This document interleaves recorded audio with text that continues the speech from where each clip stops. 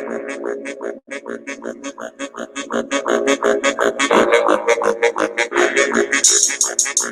sat down and you attacked the master teacher because you thought you heard something that you didn't hear. That's the first violation. You don't come in. First of all, you come in and you act like you come and teach, but you don't.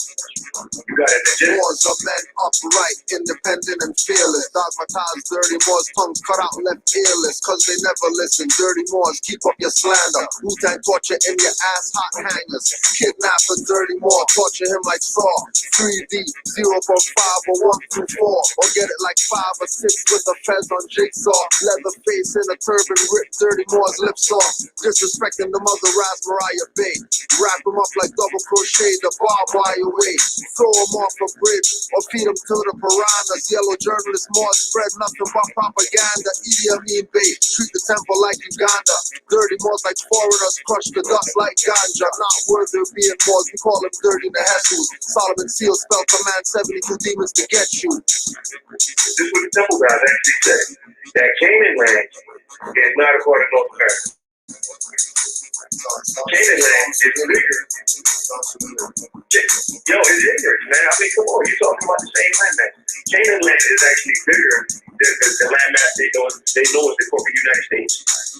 Almost twice as big. And if they had any sense, they could just go to Google and they can type in North America and find out North America goes all the way up to Greenland. But they're ignorant. They don't want to do that. They just dealing off emotion. You might hear hoarse voices, see frog faces, and hoops with feet. Demons who run with spitfire with gold wolf teeth. Keep playing. Forget back teeth. New Moors are an issue. Get into. Maybe a dream visit from Vishnu. A nightmare to never end and always continue. Cold as an igloo. Dealing with my trust issues through vigilance. Active Moors are militants. SPLC dirty Moors call that sovereign citizen. Lying for views. They notice all the empty pews. Benz need gas and fixing, but not enough dues. Pigpen base sell you out for peanuts, claiming that we nuts for teaching birthright street level, keeping it beat nuts. To any members of the NFTA that's out there listening to what I'm saying, please get it through your head. I don't have a problem with the NFTA. I got issues with the case of Lamar, stay surrounded by pheasants. Dirty's guilty of fraud and dually scrutinized their ledgers. Getting proclamations from Morocco, disrespect us. Corporate city only recognize people's court jesters. Handing their back, Moorish puppets and minions. Never get the human rights recognition like Moors near Virginia. Commonwealth, for active Moors knowledge the Commonwealth. Dirty's claim more, but really on the straw man help. Authenticating a birth certificate, that's not significant. Civil little more two status syndicates. In more face, watch them two more status Indians claiming Turtle Island. Our lions so intricate. long days and long nights. But this message needed to be heard.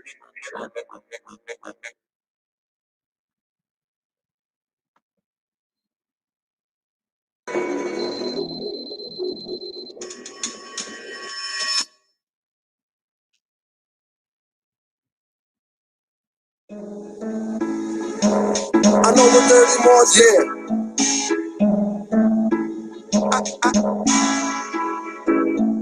I know what dirty Moors did to Drew Ali. I'm saying I know what dirty Moors did. I know what dirty Moors did. I'm going at dirty rappers, lynching dirty Moors too. Hiding literature that Drew wrote to warn you. They claim to make you Muslim and make you sovereign. The paperwork is filing, you see out there robbing. They don't care about his words, throw it out like garbage or throw it at you when you're active, not passive. When they want to talk about like off a trampoline mattress, treat them like a vamp or a teen actress. Get stabbed with the brand like a mean savage. This inquisition divine, all others average. Millennium Renaissance, heroes in our classes. Fed up with the czar controlling fascists. Ask if they heard about Moors, they say no. But Masons, they obviously know. Down the handshakes and rituals for skull and bones. They even know about owls burning Bohemian Grove. I know what dirty Moors did to Drew Ali. I know what dirty Moors did. I know what dirty Moors did. I know what dirty Moors did to Drew Ali. I know what dirty Moors did. I know what dirty Moors did. I know what dirty Moors did to Drew Ali. I know what dirty Moors did. I know what dirty Moors did. I know what dirty Moors did to Drew Ali. I know what dirty Moors did. Dirty Moors killed Drew. I read the FBI papers. I'm loyal Moors, emergency fund rapers. Moors literature and divine battle changes. Might as well say True Ali was born in a manger. Prophet puts poison inside and his food smell danger. Got me treating every more like a stranger. Grand cheap funkin', stumbling drunk in the feds. What was proclaimed for every meeting was not read. Some more than so act, the prophet can't be dead. Thanks Moorish teachers away, I can't be led. Actions speak, then I consider what's said. And what's said was study, then study yourself. Honest to the prophet over True Ali. I know what dirty wars did to True Ali. Everybody wants to be just like True Ali, but nobody wants to care about True Ali. I know what dirty wars did to True Ali. I know what dirty wars did. I know what dirty wars did. I know what dirty wars did to True Ali. I know what dirty wars did. I know what dirty wars did. I know what dirty wars did to True Ali. I know what dirty wars did. I know what dirty wars did. I know what dirty wars did to True Ali. I know what dirty wars did.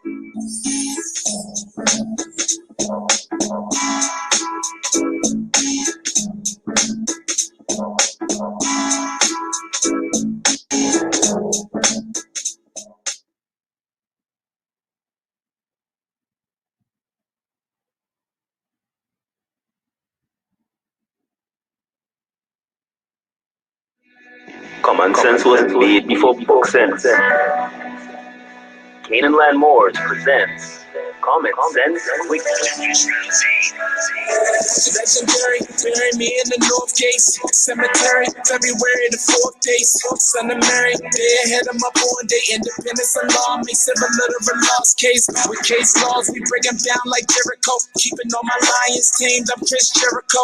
I'll keep a mask on deck, I'm Rey Mysterio. Fake pandemics announced over the radio. Annoyed with the game, the joys and the pains. I'm Rob Bass, mixing with rock the hard way. I was in a lost state. Prophets stood me up right, brought me to a lost gate. Cooking like I'm Sorry, prepping like I'm Denzel. Malcolm X, Deja Vu, Roman J. Israel. Had no. Common sense was made before book sense. Canaanland Moors presents Common Sense Quick. Legendary, bury me in the North Gate Cemetery, February the 4th day. Son of Mary, day ahead of my born day. Independence and law makes civil literal lost case. With case laws, we break them down like Jericho. Keeping all my lions tamed, I'm Chris Jericho. I'll keep a mask on deck, I'm Rey Mysterio. Fake pandemics announced over the radio. Annoyed with the game, the joys and the pain. Common sense was made before book sense. Canaanland Moors presents Common Sense Quick. Legendary, bury me in the North Gate Cemetery, February the 4th day. Son of Mary, day ahead of my born day. Independence and law makes civil literal lost case. With case laws, we break them down like Jericho. Keeping all my lions tamed, I'm Chris Jericho. I'll keep a mask on deck, I'm Rey Mysterio. Fake pandemics announced over the radio. Annoyed with the game, the joys and the pains. I'm Rob Bass, mixing with rock the hard way. I was in a lost state. Prophets stood me up right, brought me to a lost gate. Cooking like I'm Sorry, prepping like I'm Denzel. Malcolm X, Deja Vu, Roman J. Israel. Had no clue I lay in plain sight. The people still can't see it, so the snake's still showing up. Stakes still high, so the race still going up. Warriors of the North Gate, we not slowing up. Born in the manger, sworn to be savior. Walk through the valley of the shadows of the death, dipping slavery. Looking for life, the book of Genesis. Astro plane entrances, invoke the nemesis. Abstract images of past lives kicking in. Danger, running for your life, finishing. Morris or more, key man or oracle. Using trinity powers, decipher allegorical. Lost and metaphorical, holy books are metaphysic. Facts like a dirty more or a Drew Ali critic. Calling him Thomas or Walter and get your face caved. Or cut like a close shave. Drowned in my brainwaves, squash my heat waves. Activating Kundalini. Abyssinia invaded by Mussolini. Selassie I in exile. Reptile in Genesis, niggas appearing real. All I see is false evidence. They are feminists, stomped on by elephants. Won't like no prejudice, but want Moorish benefits. When you feel the cold magnetic resonance. Apis horns of the sacred book called Maleficent. Great cosmic mothers, return to blessedness. No pestilence, ace all the testaments.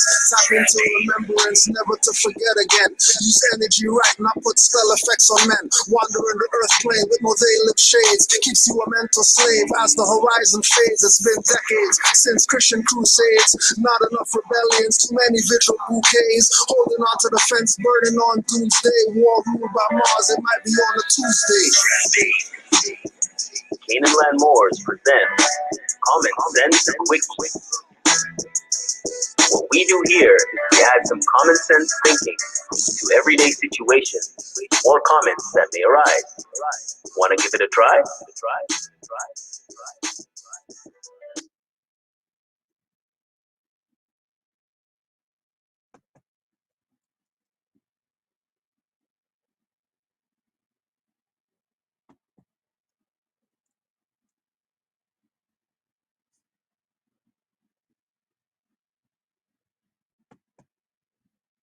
They already know.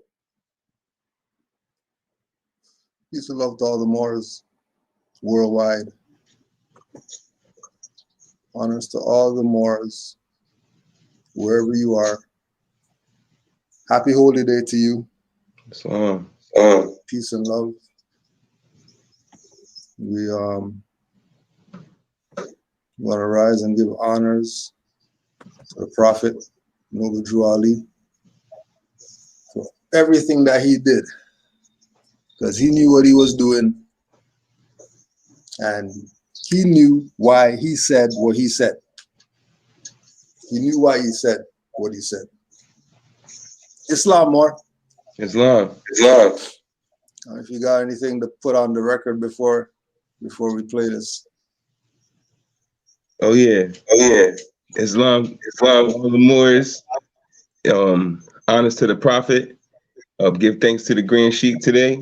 Open up the platform so we can get some stuff in order, correct a couple of things, and and back it with some facts. It's going to be a great one today. Yep, as usual. As usual. Oh, and Sons of Allah the other day was crazy.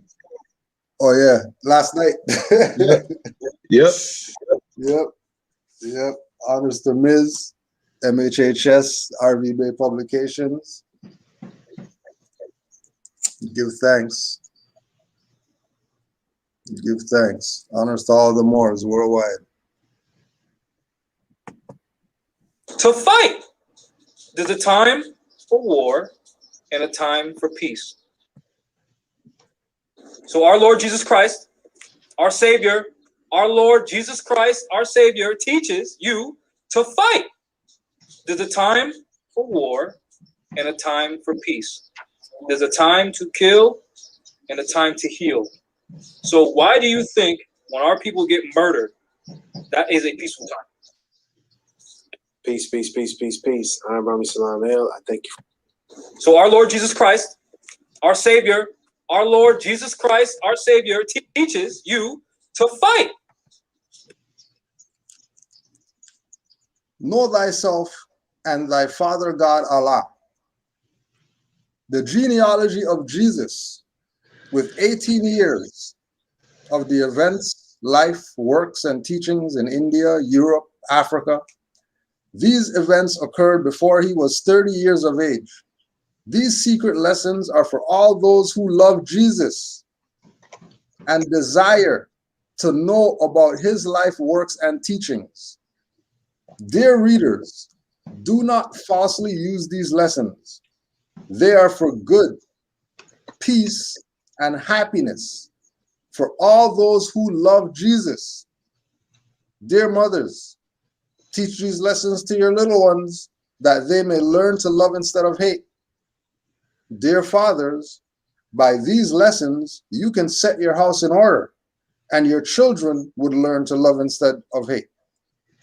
The lessons of this pamphlet are not for sale, but for the sake of humanity, as I am a prophet, and the servant is worthy of his hire. You can receive this pamphlet at expense. The reason these lessons have not been known is because the Muslims of India, Egypt, and Palestine had these secrets and kept them back from the outside world. And when the time appointed by Allah, they loosened the keys and freed these secrets.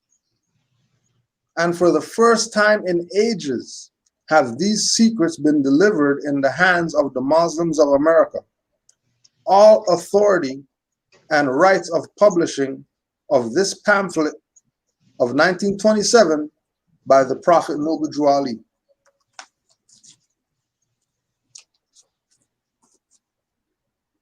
So when the Moor holds up the Bible and starts talking about right to bear arms, know that Noble Drew Ali said, don't throw away your Bible. Mm-hmm. Noble Drew Ali said, don't throw away the slave name. Noble Drew Ali said, stop trying to find your way. Just follow me and you're going to make it through. We know for a fact, without a shadow of a doubt, that these Moors, rise of the Moors, whoever they are,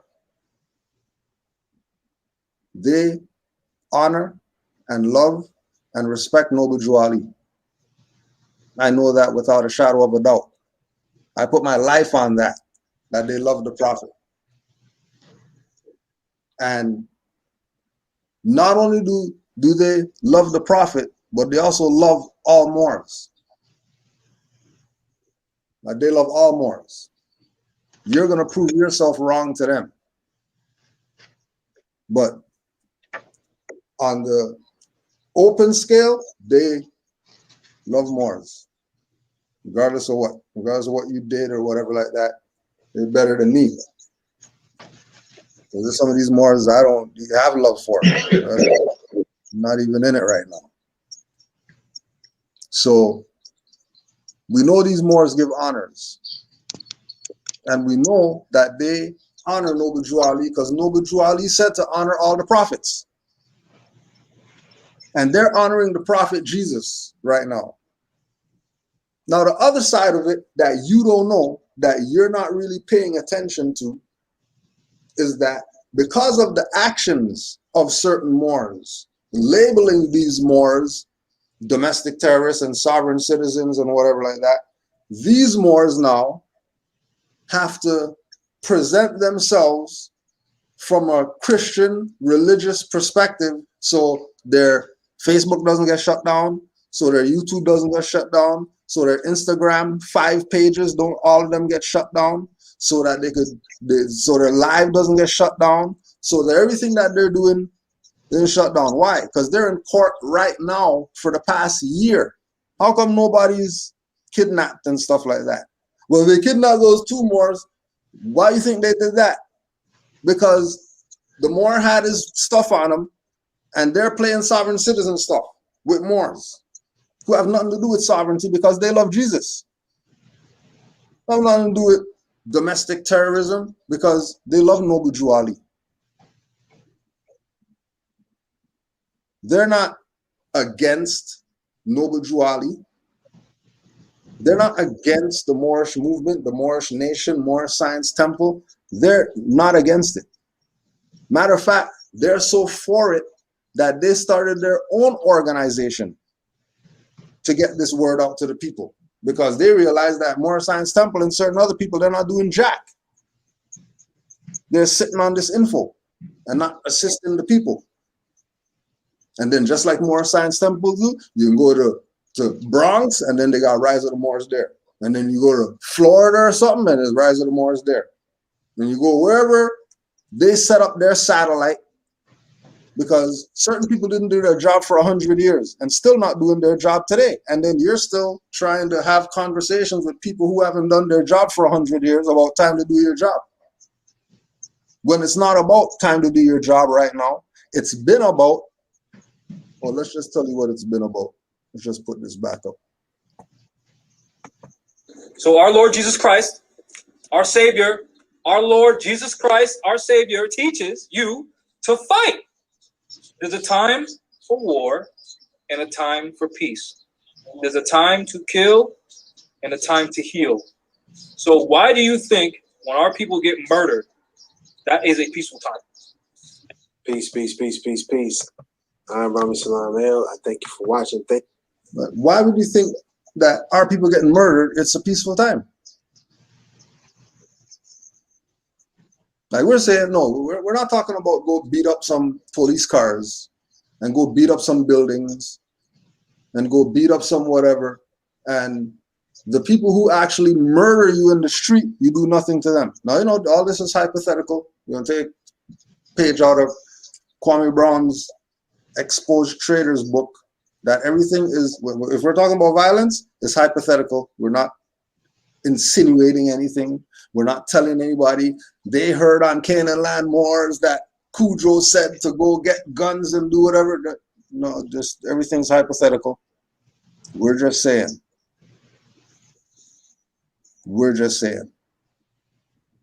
that if people have been murdering you in the street for 50 years,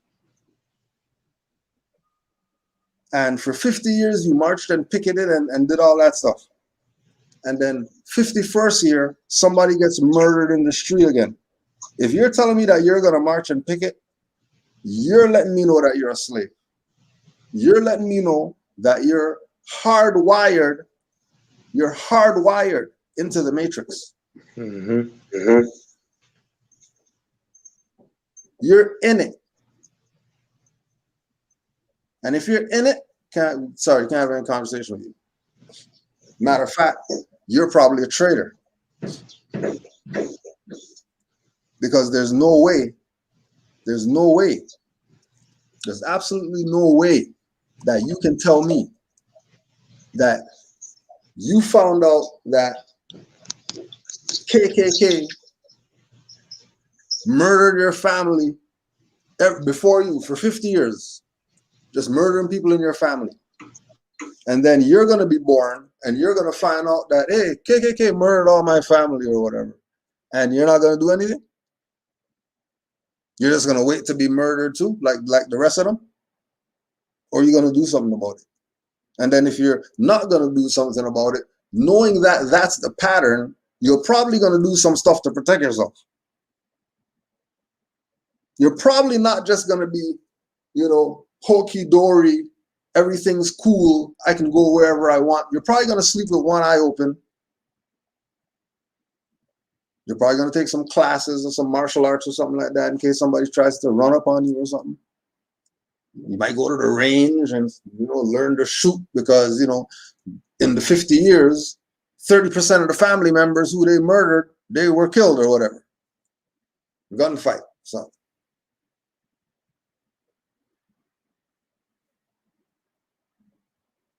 So we know that this is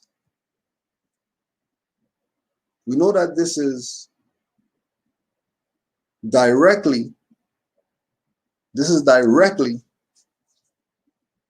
due to can't make the grade, but don't want to throw in the towel. 50 years, team's record 0-50. And he still got the same coach. 51st year, you're bringing in the same coach. Come coach some. It's hard. That's why they don't talk about Noble Drew Ali, because he put in so much work that you can't talk about anybody else because of the amount of work that he put in. So you can't talk about Rise of the Moors because Rise of the Moors put in more work than Rami Salaam El put in all the years that he's been saying he's a Moor.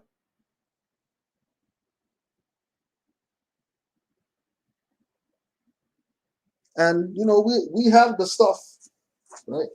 We have the dated stuff.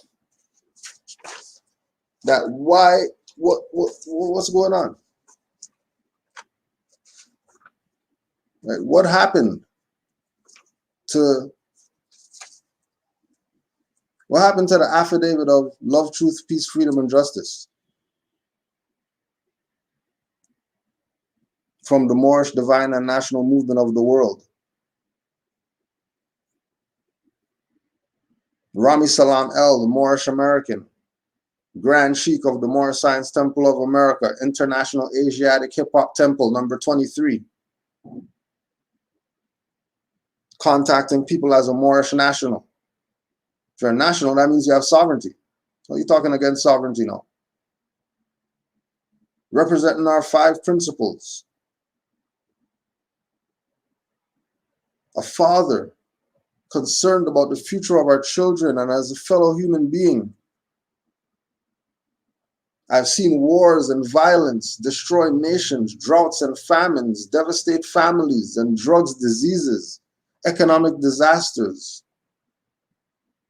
My spirit and my conscience and my heart demand that I do all within my power to help change these conditions. Anything change from June 6, 2013, wherever he lived at? What's changed?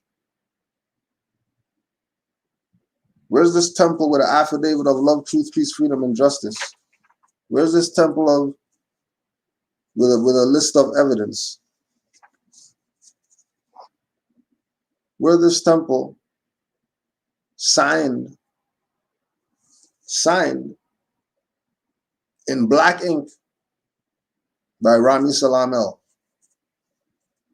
I signed in black ink. 2013? I think by 2013, you already knew you're not signing anything, autographing anything with black ink. 2013? 2013, you knew about, you're not signing any official stuff in black ink. You're not even writing anything in black ink. Any color but black ink. Why would this Moor in 2013 be using black ink on a document making claims that he has an international Asiatic Moorish temple and he's a father and all that stuff, supposed to be helping the community?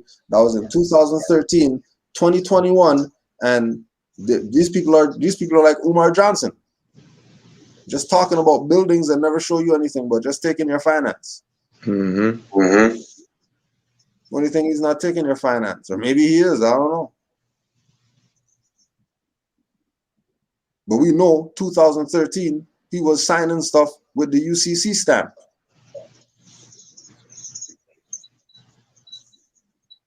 Stamp the paper and sign. Just see if he's doing that right now still.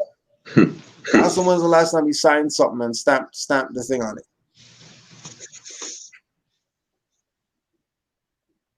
Right? And one of the Moors, I was building one of the Moors earlier, and he was saying, we have a saying, we have a word back home. Boomsiness. Because this is some stuff for people to get the Homer Bart strangle people. If we're talking about, ain't nobody talking about being violent to Europeans or whatever. Same stuff that Moors were shooting out for in the 1920s when Noble Drew Ali transitioned. The same stuff going on right now.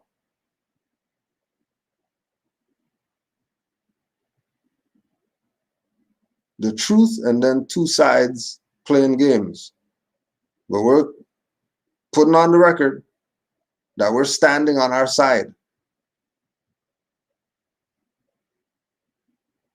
And our side is what certain people are doing that call themselves Moors is criminal.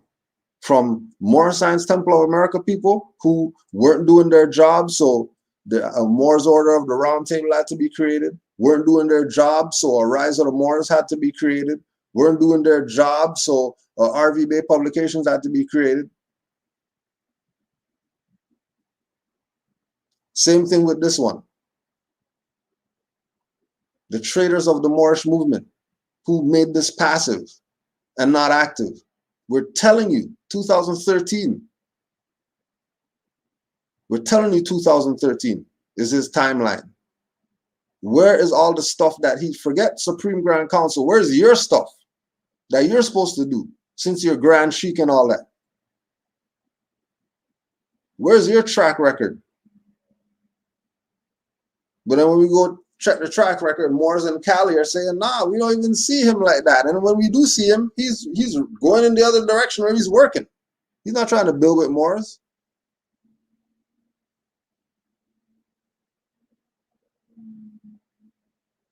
So when they say, All the talk, the BS about Noble Drew Ali and Thomas Drew and all this stuff, circus magician and all that. These are the people that they talk about, not Noble Drew Ali. These are the circus magicians right here. These are them. From this one, going down the line, just go check Canaanland Moore's 3,000 videos for all the traders who we told them about themselves, and then where they at now, and we're still around. And if they are still around, what are they calling themselves? Is it this, they're calling themselves the same stuff from when they were talking crazy about Canaanland Moore's, or they change that up and switch up and call themselves something else now? And then your dumbass is falling for that now, when these are the same people who we kick their ass in videos. Sheldon will make videos, murder these people, no rebuttals. And they stop talking crazy about Moors too. They don't even bring up Moors anymore, certain people. Not making no 3-hour video about Moors anymore. And then when we call them out on their BS, then they're going to run to YouTube and IG and whatever and snitch on us for defending our position that we don't want to be affiliated with these traders. And we're putting a big wall between you and us. So anybody who looks knows. The people on that side of the wall, we don't mess with those people. So if you're going on that side of the wall and then coming back with stuff and talking about what, you're going to be looked at like those people. Like, what are you even doing on that side of the wall in the first place? What are you doing over there? What's over there for you? Like we say, 2013, this man hasn't done nothing for anyone. He's Grand Sheik. You could ask Moors in this chat right here what Grand Sheik Kudro did for him. And it's going to be overwhelmingly in my favor. That I'm a better Grand Sheik. I put in more work as a Grand Sheik than him as a Grand Sheik. And then you got nerve to talk crazy about Moors who we brought up. We brought you up. What are you talking about?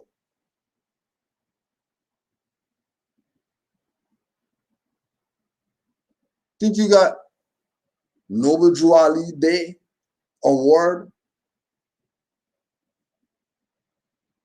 just merely because of what you do?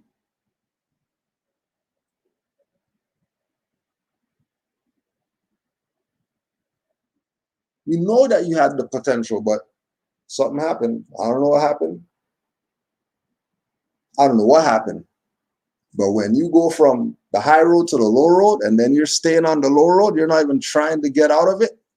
You're not even going out and saying, you know what I mean? I don't know what happened. I was on drugs, or lie and say that, you know, a demon possessed you, had you talking crazy, and you're sorry and all that stuff. None of that. You're gonna keep playing this game as if this is funny. There's Moors this Moors locked up right now because people said that Moors are sovereign citizens. And they're in there, and judge, freaking officers that work for the whatever, like, yeah, we know you're not a sovereign citizen, but you know, we just gotta do this because, you know, we gotta just be careful.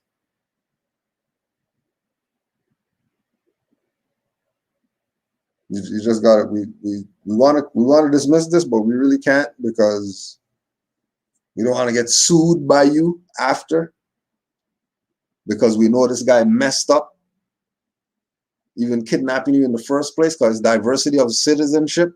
And if you're a Moorish national and he's European working for city corporation, whatever, why is he even talking to you?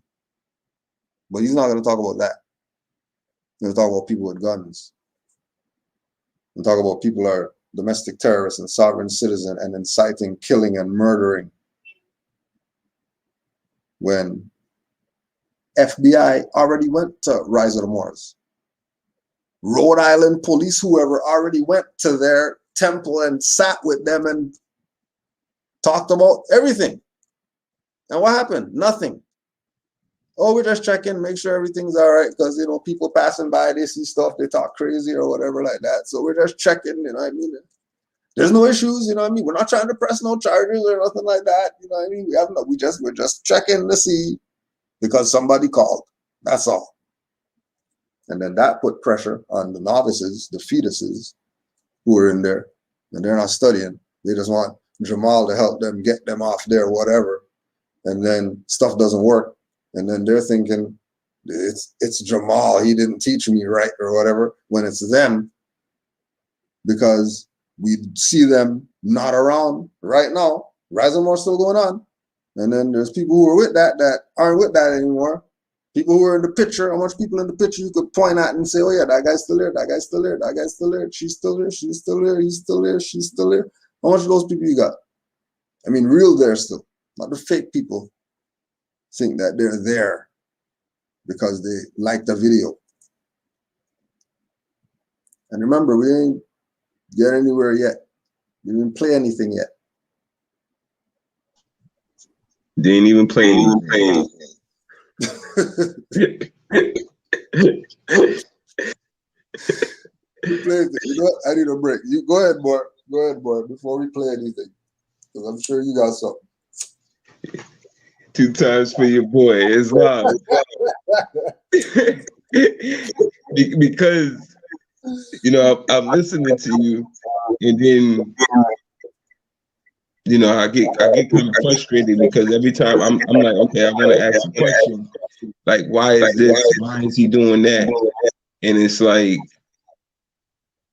I answer the questions by myself, and then when I get to the conclusion, he's just a trader. He's just selling out. You know, like that, because all Moors have questioned the same questions I'm thinking. You know, like why is Michael King up there? Where's the prophet? Like, because I'm like, okay, so what if a new person comes on this channel right now, and he's talking about Noble Jew Ali? They're gonna be like, well, that's Martin Luther King up there. That's not, you know. Does he think that that's Noble Drew Ali? Like, who's this Noble Drew Ali guy he's talking about? Because he's not nowhere found, nowhere to be looked at. It's like quite like, and then you know the video you showed the other day with the Moor, yesterday that you showed, and the Moor just break it down beautifully. How, you know, the manipulation, the soft spoken words, the hand motion, and the tactics that he used to try to manipulate people to feed into what he's saying or to agree with what he's saying. And I always say for people to go look up, you know, in depthly on because he has a major in communications. And I tell people, go look up communications. Go look up their ideology and what their main purpose is when they're supposed to be doing so-called communication. Go look it up, and he fits the perfect description of it. Like, he never answers any questions direct. It's all, we ask a question, he says Noble Jew Ali, and it's like, brother, I asked you what the weather was outside, and you said Noble Jew Ali. Like, that's the type of things he does. Like, it's kind of like frustrating. Like, what's going on? Why is this? When you used to show videos, he used to have classes where he would, you know, ask questions like, what's the definition of will? And like, you guys give your response in the chat, and he would talk back and forth with you, you know, like a regular human. But now all of a sudden you ask a question, it's like a texting you know how your phone sends you a text message, and you know you're not supposed to send them no text message back, and you don't get no response, or their response is nothing back to what you said. Like, that's the same thing he does. It's like a computer message. Like, it's not human. It's like a bot. Yeah, it's automated. Yeah. So I don't, it's just a lot of, it's not even confusion. I see exactly what's going on. You know, once you, especially when you're studying, that's why I said earlier, if you're new coming into this information, oh, he gonna get you. because he's good. Easy. Because he knows the information. You know, he knows that somebody knew. They didn't just come off of reading the FBI, you know, papers about what happened in the temple, about the selling out, the trick, who sold out who. They came in, all they heard was, we're Moors. And they're like, oh, what's this Moorish thing? And then boom. They didn't go to, you know, to temples and get turned away and seeing how, oh, wait a minute, this ain't what people, they didn't go through none of that. They just trying to, oh, maybe if, you know, I proclaim my nationality, everything's like everybody else thought when they came into the information. But then you got, but when we came in, just like when he came in, it wasn't so much trickery. You know, you can find some legit, you know, because RV Bay Publications, just like when he used to say in his old videos, RV Bay Publications at least 10 or more times during his video, you know, telling you where to get the information. Now there's no mention of RV Bay Publications at all. You know, to go there and get your information. Like that's another thing. Like you said earlier, his focus now is Jamal. Like, what are you talking about? Yeah. Like the more kept showing repeatedly in the video yesterday, he's violating Act 3. He's violating Act 3. He's just throwing his brother under the bus. And then calling his brother okay, which is hold on, Grand Street. Yeah.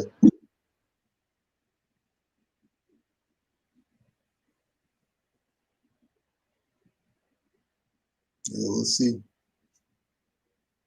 Matter of fact. Islam. Sorry about that. Islam. Yeah. No, you were saying about the violating Act 3. Right. When he kept saying he was violating Act 3, throwing his own brother under the bus. And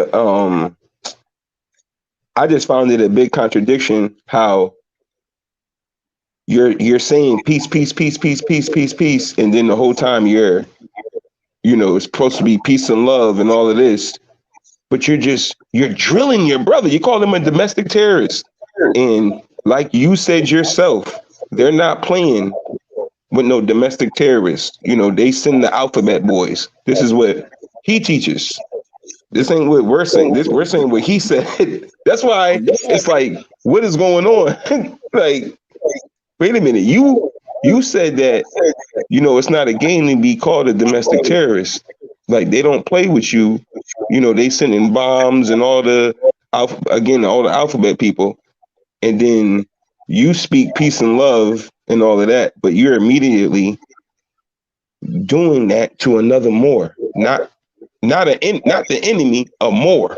You're doing that to a Moor. Yeah. And keep in mind oral statement 202. Brother J. Blakely Bay said that the Holy Prophet said, don't put the European on your brother. So if the European are the Alpha boys and all those people, and then they're going to run down on these Moors because this Moor, Rami Salaam El, said that they're domestic terrorists. Isn't that him putting the European on his brother? And if he is putting the European on his brother, doesn't that mean he's violating the Holy Prophet?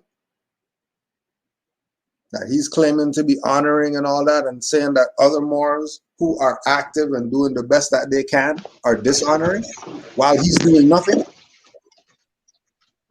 Keep in mind, while he's doing nothing,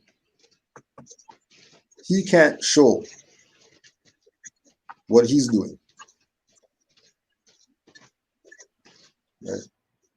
Nothing to show. Zero. Nothing to show. Go ahead, Maury. You had anything else?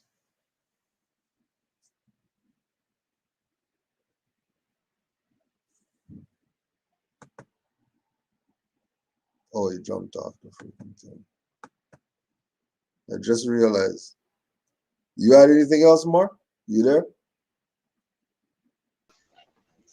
Islam. Islam, Mark. Nothing, just to add on to exactly what he was doing. Calling the European on his own brother. And Steve Coakley, again, because there's a brother out there right now, I think his title is Brother Hannibal on YouTube. He's just been killing them with the Steve Coakley videos, which need more views than they have.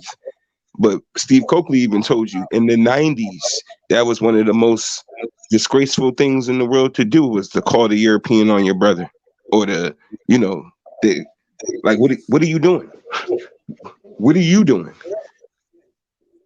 That's why he was himself running up on the Boule, the Omega Phi Prince Hall organization. He didn't call no European FBI or nothing like that. He went to the events himself personally. Yeah. Had these people on tape, on video, had their addresses out there. Nobody's calling out Steve Coakley.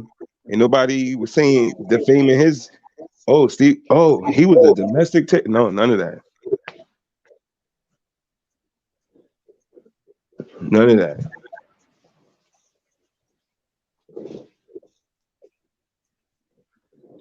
So it's gone from, the brother Rami and whatever like that. It's not that anymore. He's on the side with all the rest of the traders. Like it's been shown, and we're gonna keep showing you. We're gonna keep showing you, just like everyone's gonna keep pushing on getting Charlemagne fired because he's a pedophile, touching little girls. He has freaking charges and stuff like that, and they give him a platform to talk. They give him a platform. Same way we're doing with this one right here. Right? You're gonna shut your stuff down. You're gonna have so much thumbs down that you're gonna just give up and shut everything down.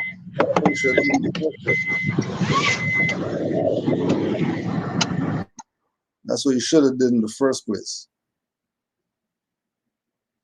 All right.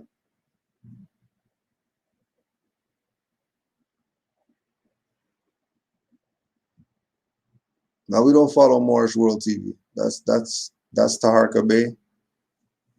We don't follow that. That's his boy. Now, first of all, we don't follow anybody.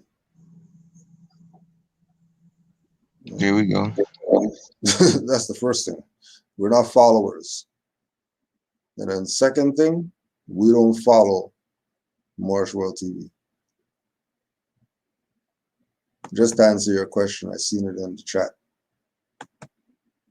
Thank you for joining. Oh, I know. Let's get right to it. Should Moorish Americans be bearing arms, having weapons and guns? No.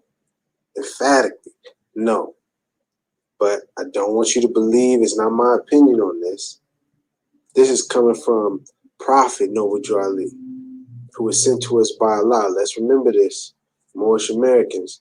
We understand this, Moorish Americans. We understand this prophet was sent to us by our Creator.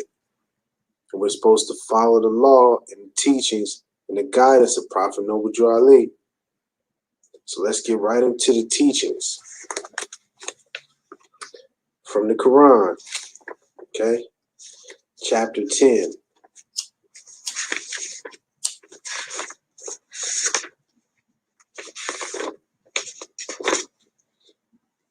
Chapter 10. It says, line 9. Now men and birds and beasts and creepy things are deities made flesh. And how dare you kill anything?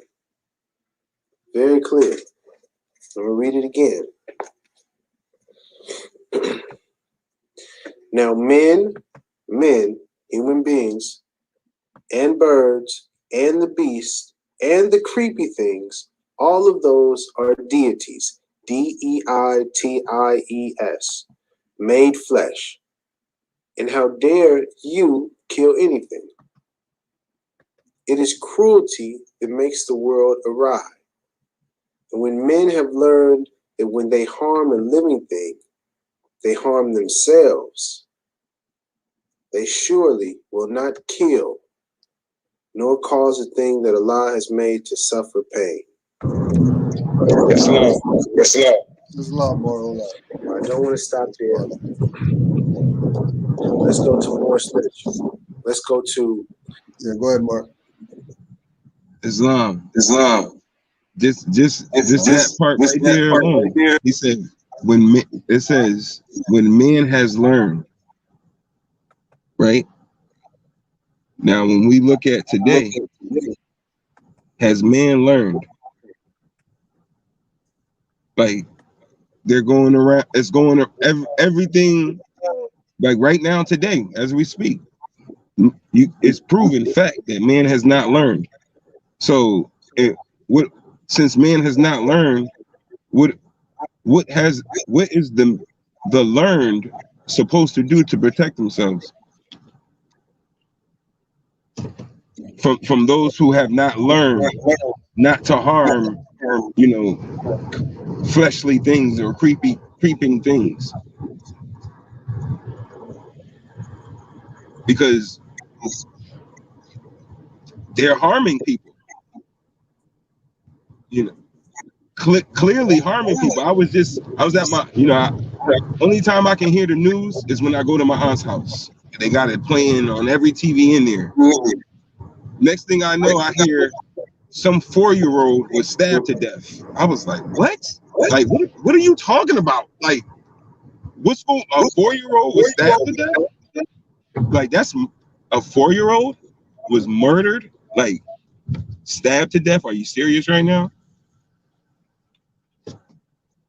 Like, that was I mean, clearly the unlearned is around. So how does the 4-year-old get his justice, which is one of our last principles as well? Because clearly, if we were learned, there would be no need for the fifth principle. Or the 14th and 15th Amendment. Clearly, it says when men has learned. Islam, you can hear me? Yeah. Yep. So that was. It's not like it says now.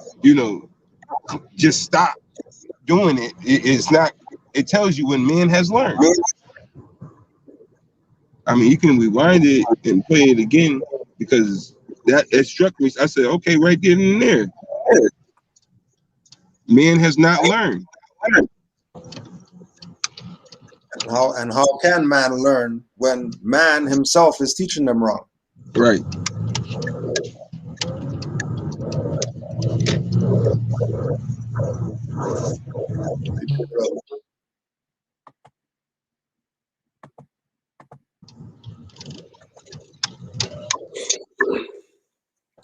now men, human beings, and birds, and the beasts, and the creepy things, all of those are deities, D-E-I-T-I-E-S, made flesh. And how dare you kill anything? It is cruelty that makes the world awry. And when men have learned that when they harm a living thing, they harm themselves, they surely will not kill, nor cause a thing that Allah has made to suffer pain. Right then and there. The other thing you have to ask yourself is, if we're gonna go with that, then we can't deny then that because he's just quoting. That's chapter 10. He's quoting Jesus stuff. He's not quoting Noble Drew Ali. There he go again. That's Noble Drew Ali said. That's not what Noble Drew Ali said. That's Jesus talking. That's not in the Noble Drew Ali section of the Holy Quran. That's the Jesus section. So being that he's pulling from the Jesus section, what about the reference of Noble Drew Ali that we have in the oral statements that I brought you your nationality, religion, and title to your vast estate? What do you want me to do? Kill you? Noble Drew Ali just said kill. If Noble Drew Ali just said kill, how's he talking crazy? And how come he's not going to bring you to the oral statements of what Noble Drew Ali said?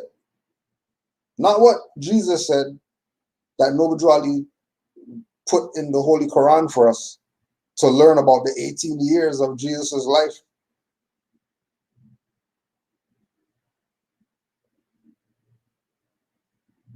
I brought you your nationality, your religion, and title to your vast estate. What do you want me to do? Kill you?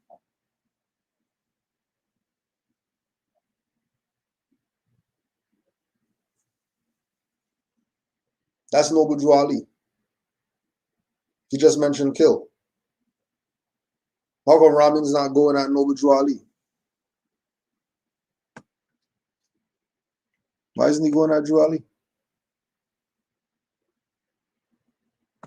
Shouldn't he be going at Drew Ali? Drew Ali said kill.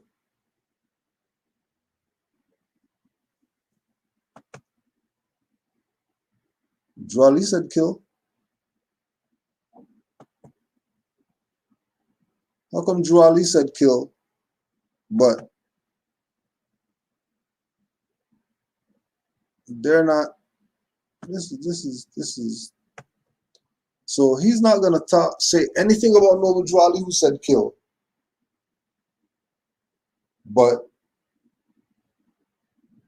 I'm more quoting the Bible, which again has to do with Jesus, and then he's quoting the Holy Quran, which has to do with Jesus,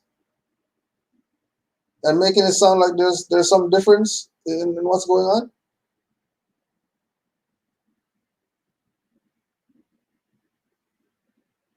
Why are they putting everything together and having unity? Because obviously these two books have to do with the teachings of Jesus, among other things. There's other people mentioned in there. It's not just Jesus' story, but that's one of the main characters.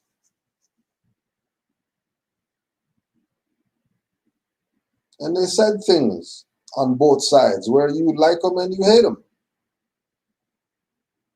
But I didn't take away from the essence of who they are. I'm not talking about somebody did some pedophilia or something like that. More so in the state where I domicile, it's a constitutional right to bear arms to protect your family. What is wrong with that? What does that have to do with domestic terrorists or whatever like that? There's Europeans who are doing that. You're not making videos about them. There's Europeans who got guns and go to the range and shoot and whatever like that. And you're not making no videos about them? Not one video? 5 videos about a Moor who wants to bear arms and other Moors who want to bear arms. But these Europeans who are bearing arms right now, Chinese who are bearing arms right now, Asian racism and all this stuff, they're buying arms. You're not talking about them being terrorists. But you're going to talk about your brother as a terrorist? That's COINTELPRO. That's no different than the lady who received the letter, and then it was about her husband and he's sleeping with the secretary and all this, breaking up families or whatever because of a lie. All because of a lie? Why tell that lie? Well, you have to be working for the other side. There's no other alternative. You have to be on the other side.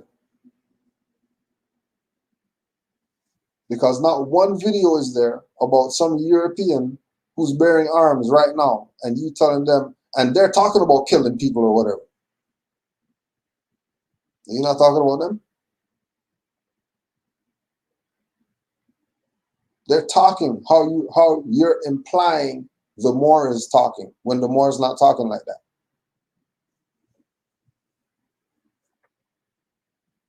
He's not talking how you're implying. Because Noble Drew Ali said kill, and you're not saying jack about Noble Drew Ali. Let me give you this thumbs down there. Right? This is coming from the Quran. But I don't want to stop there. Let's go to Moorish literature. Let's go to a warning to be read to Muslims in every meeting. Don't take it from me. Let's listen in. Prophet warns all Muslims to be read in every meeting. I hereby inform all members that they must end all radical speeches while at work, in their homes, or on the streets. We are for peace and not destruction. Stop flashing your cards at Europeans. It causes confusion. Remember, your card is for your salvation. Failure to obey these orders will be a severe consequence. We are for love, truth, peace, freedom, and justice. And when these principles are violated, justice must then take its course. Any member or group of members who hold malicious feelings towards the temple or the prophet, or violate the divine covenant of the Moorish movement. The Moors will and must obey the law as laid down by their prophet. If they lose confidence in their prophet, they should turn in their card and play. Go ahead, Mark. It was love, truth, peace, freedom, and justice. And when these, you know, I'm paraphrasing, justice must play its course. Now, when justice plays its course, when we say justice, now, we know the penalty for treason. Penalty for treason is death. So he's reading the prophet. He's playing this. Like, to prove his point, I mean, I know he's going to get to wherever he's getting to, but just that line alone, But you know, if our principles are violated and justice must play its course, when justice plays its course, the violation for treason is death. Mm-hmm. I just wanted to add that. I yield the floor, Islam. Islam. Killing himself, falling on your own sword. Cease wearing the turban and fez, return to the state where I, the prophet, found you. This is a holy and divine movement founded by the prophet Noble Drew Ali, and if the prophet is not right, the temple is not right. The prophet therefore is sending out the divine plea to all Moorish Americans that they do their part in protecting their prophet and the temple. This is an everlasting movement founded by the prophet through the will of Allah to redeem his people from their sinful ways. Peace, Prophet Noble Drew Ali. So, now you heard that, but let me emphasize one particular part. Just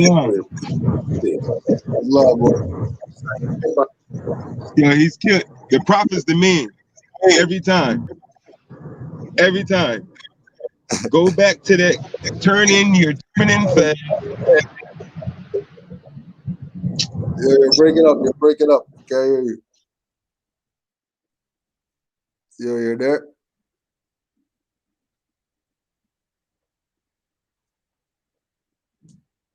Still got him. Turn in. You're there. There you are. Peace, Mark.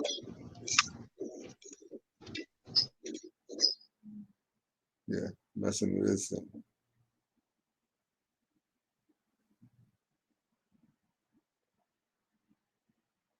But Prophet's the man. Now, all you did was turn in the tassel. That's not. You're supposed to turn in everything. Turn it all in. There's a lot more. And after you, now when you turn it in too, that's the whole thing. That's why the prophet's the man. And you go back to the state of mind that he found you in. What was that? What was that? What was that state of mind that he found you in? What was that? Black, according to science, means death, because that's what you're going back to. Then didn't the prophet just throw you back under? Wasn't that okay? That's worse. If anything, you know, like that's worse than what Brother Jamal is doing, carrying right to bear arms or whatnot. You going back to black? There's nothing worse than that in the world. Nothing's worse than that. Nothing's worse than black. And the prophet told you, oh, all right, well, go back to that. No problem. Which is worse than what Brother Jamal is doing, which is way worse. And it's the prophet's teachings. He told you, turn in your turban and fez and go back to the state of mind I found you in, which is black. We see what black brings you. This what Noble Drew Ali said for you to go back to.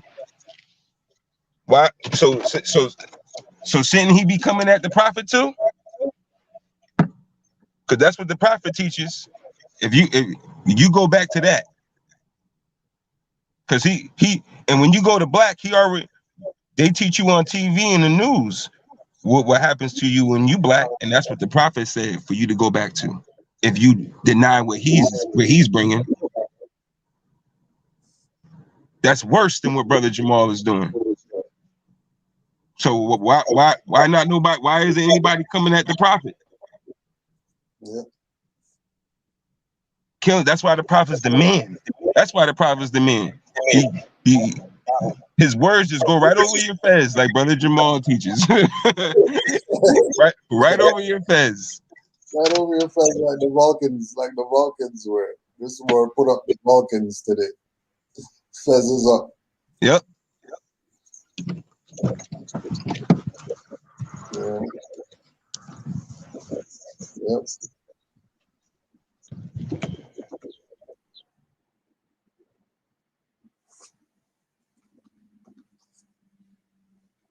Oh yeah, we think Jamal is like Drew Ali. Oh yeah. Yeah, that's what we think. I inform all members that they must end all radical speeches while at work, in their homes, on the streets. Here's the key. We are for peace and not destruction. We are for peace and not destruction. I want to ask you, what does destruction mean? Let's look it up. It's funny how he stopped right there. Read the whole thing, he said. Dictionary, English language. Second edition, unabridged. Moors, you know, we about etymology. Destruction. Understanding what words mean. Destruction. What does the word mean? Destruction. Please look it up for yourself. Don't believe me. For man knows not by being told. Wise man taught me that. So I encourage you to look everything I'm saying up. I have links in the description for you. DES, deteriorate, destruction. Destruction. The act of destroying. The act of destroying. Well, what does destroy mean? Just so we're clear. Destroy. To reduce to useless fragments, a useless form or remains, as by rendering, burning, or dissolving, injure beyond repair or renewal. Demolish, ruin, annihilate. To put an end to extinguish. To kill. Okay? Destroy means to kill or to slay. To put an end to. Destruction is the act of destroying. So the act of destroying is the act of killing. And the prophet warned all Muslims to be read in every meeting that we are for peace and not destruction. Meaning we are for peace and not the act of killing. We are for peace. Moorish Americans, Muslims are for peace and not killing.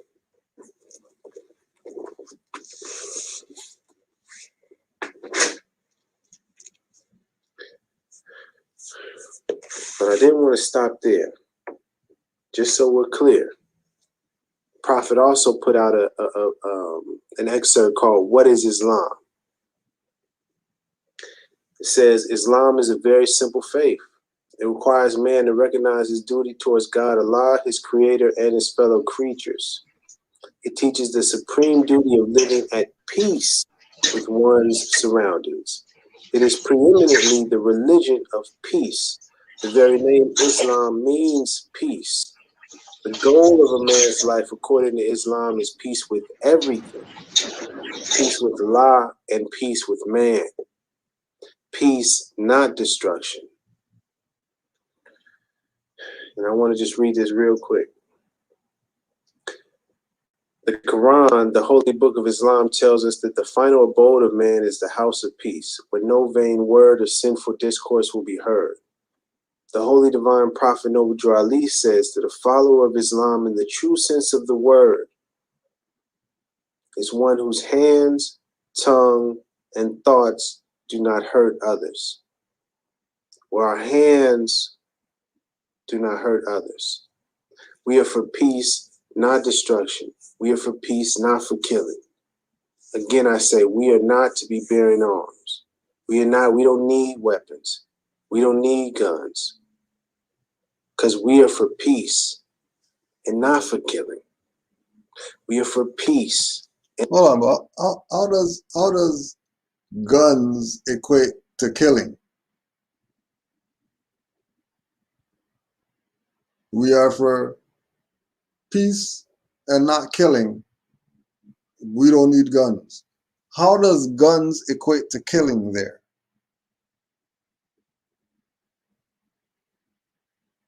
Because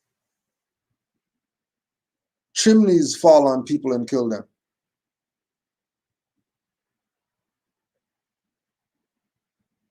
Now you're not talking about people shouldn't be building chimneys. Don't build chimneys because they kill people. Stop talking crazy.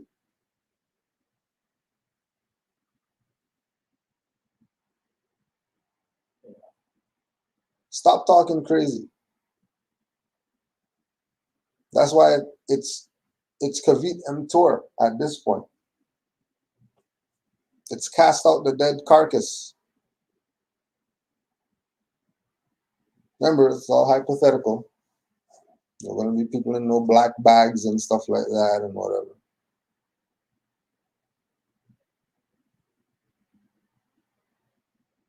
It's not going to be like that. It's hypothetical. But we're casting out the dead carcass. Because amongst the ranks of the Moors, there's Moors worldwide, I get enough questions, different parts of the world. What's up with Rami? You asked Rami that? He blocked me. So then he must be an agent or whatever. You're not even giving people opportunity to respond? And then everybody who you deal with, they're sending me screenshots of your messages to them. And all you're doing is quoting Noble Drew Ali, just like how the pastor and the imam and the whoever does.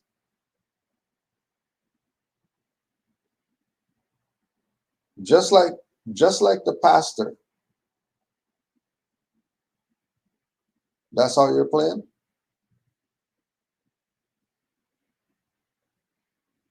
Like this is what that is now. This is not International Moorish Hip Hop Temple anymore.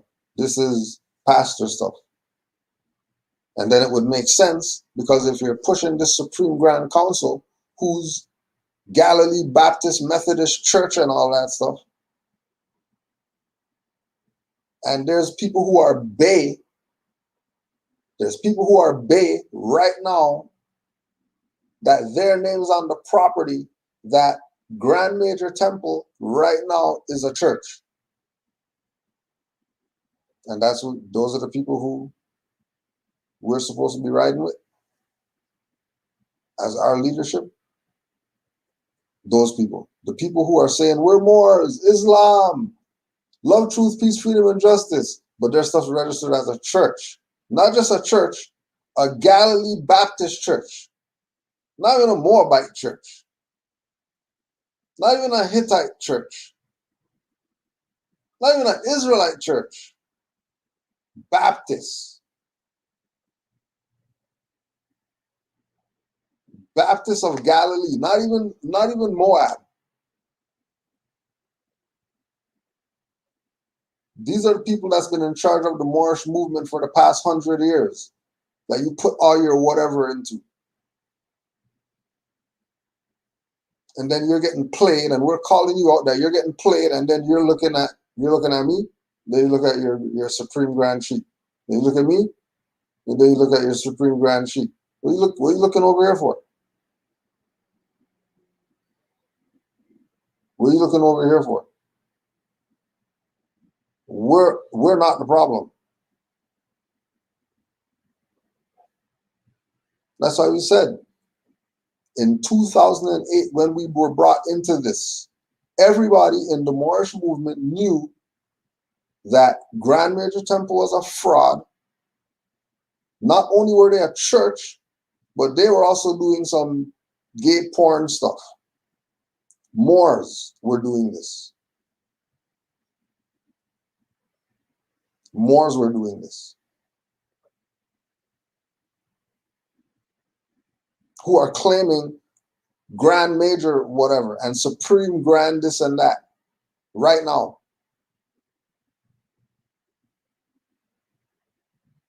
Which is why we got our charter secretly.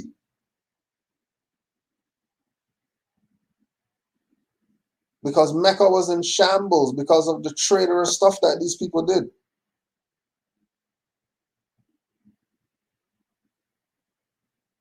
And we were the last option.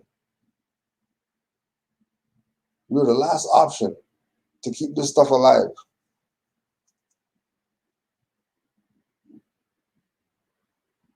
Because people didn't do their job and didn't want to live up to the standard of what it means for us to be Moors. Do you know what it means to not have to open your car door? I got the regal royalty treatment. I got the still stuff Joel talk about. I got the purples and the power of the government and all that stuff. Okay, I got that. That's why I can rep for this how I rep for it. Because I know what it means to be a Moor. Because the Moors who we knew, these Moors weren't some YouTube Moors. These are Moors that they're walking down the street and stuff is parting. They're going to a store, people holding doors for them. Like rushing to get the door.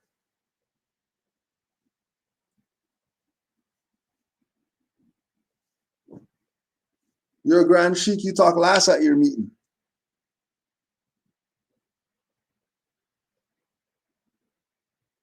And everybody has their posts. And everybody has something that they need to say. That's why they're the heads.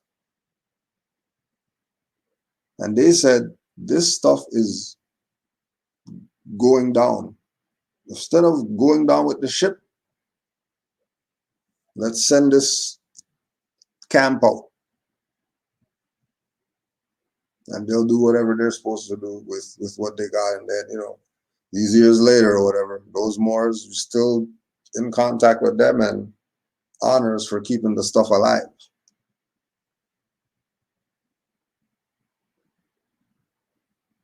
These people weren't doing their job because they weren't active. They were passive. Like we told you, Moor Science Temple of America right now, Philadelphia, past Moors on the street doing a community cleanup. Some active Moors just decide to do a community cleanup. The Grand Sheik of the Moor Science Temple for that jurisdiction saw the Moors doing the cleanup, asked them what they're doing. They said, we're doing a cleanup. And he said Islam, and then he left.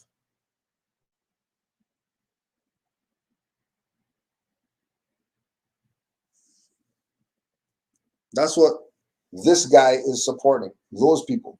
people who do temple like that, not the Moors who been active out here, saved hundreds, maybe thousands of lives out here.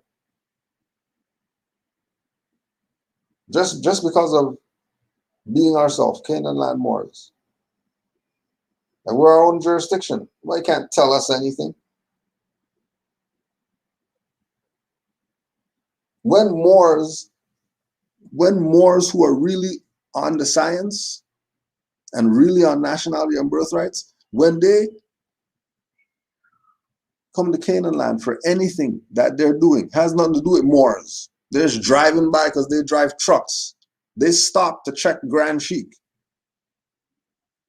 They stop to say Islam or just passing through. Just wanted to say Islam, and I'm getting back on the road right now.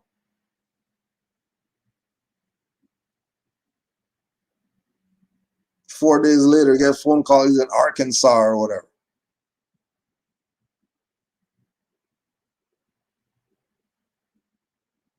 Moors come up here for whatever.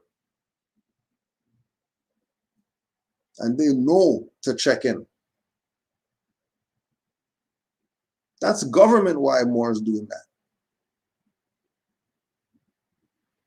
Like, why wouldn't you check in? You go out. That's like you. The girl that every guy wants lives on the block with all the killers or whatever. And it's your girl. And you got to go there to check her. You're going to check in with the man. Because you already know that's his cousin, whatever like that. And you check in. I was just out here for whatever, you know what I mean? Just had to come say what's up to Grand Sheik.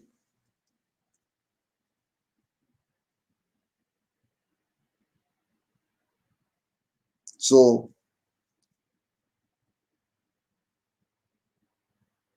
we know what it means to be Moors. Our standard is high. And don't even got crazy because there's Moors whose phone number I got now that I wouldn't give to people. Not because me, because they say don't give my number because I ain't talking to any of these people. People are tripping. Calling me for madness. I already got 20,000 messages in the inbox. The last thing I want these people to have my phone number.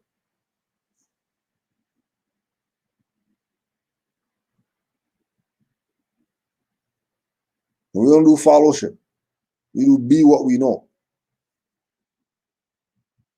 And you can only know if you study. And if you're not studying, then you're not going to know. And then if you don't know, then you can't be. And if you can't be, then don't grab the gospel plow. Take off the turban and fez. Don't just take the tassel off. Take off everything and go back to the state where the prophet found you. Make some videos about the flag in the back. Make some videos about Martin Luther King and maps and stuff like that. If you're not going to go back to I Am Hip Hop Temple version, if you're not going to be him, then you're a waste of time. Kavit Emptor. Kavit Emptor. That's all. You know, you're already at. It's not looking good already. Right? You're the guy who bodied Polite. You're the guy. Now you're talking crazy? How are you talking crazy? You're the Polite bodier. How is it that you are talking nuts?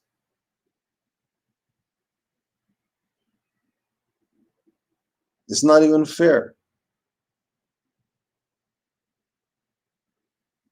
It's not even fair how much of a traitor you're being.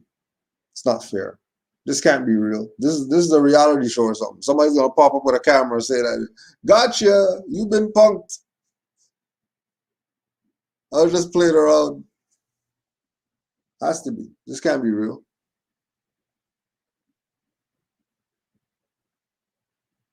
There's no way that this is real. This is a op.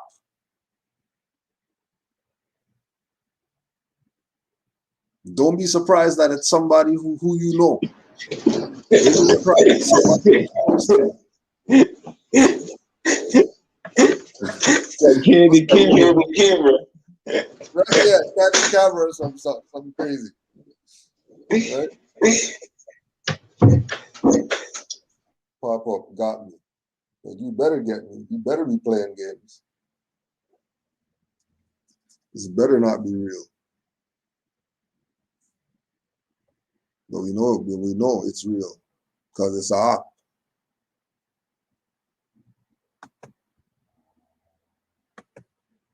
And not destruction, according to Noble Drew Ali, a divine prophet sent to us by Allah. Please remember this. And let me close out. I gotta praise Allah. I was trying to look for my little pamphlet. I couldn't find it. And he said, whoop, why don't you look right here? Noble Drew Ali, the exhuming of a nation. We're going to go to page 440. And this is the oral statements and prophecies section of the book. And these are basically, you know, in Islam or in Muslims, they would consider hadith. It's statements that people said that the Prophet said. And on page 440, it reads, don't even carry a pocket knife.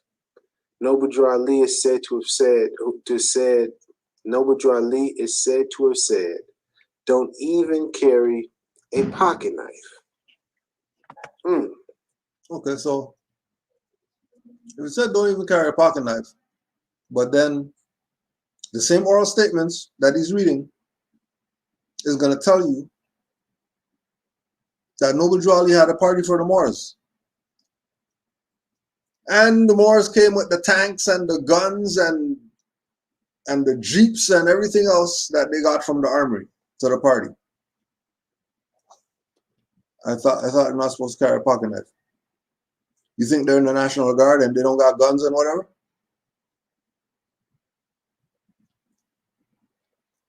These Moors brought the tank to the party, and you're telling me about Drew Ali said don't carry a pocket knife?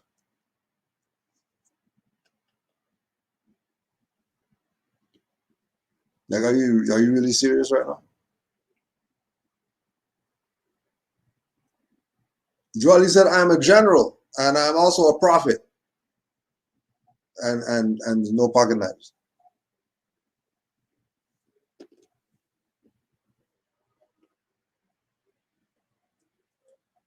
How about he said don't carry a pocket knife because you have a Second Amendment? Since he said enforce the Constitution.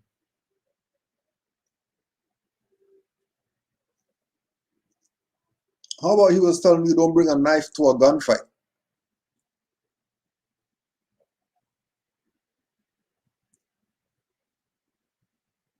So he's a prophet. So if he's a prophet, why is he going to tell you don't carry a pocket knife?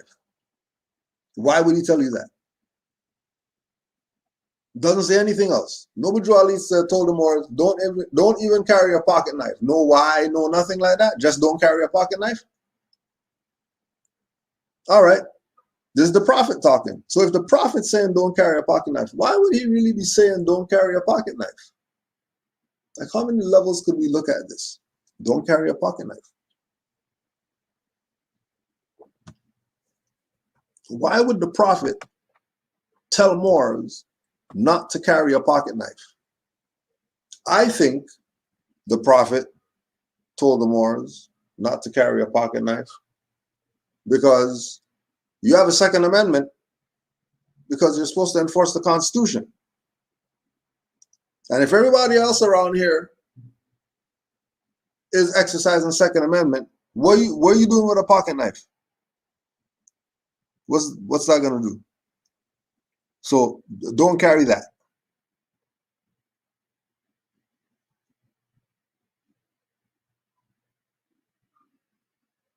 Don't carry that.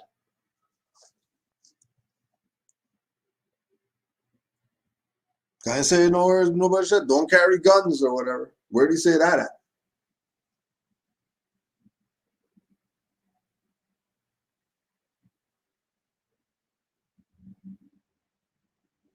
What?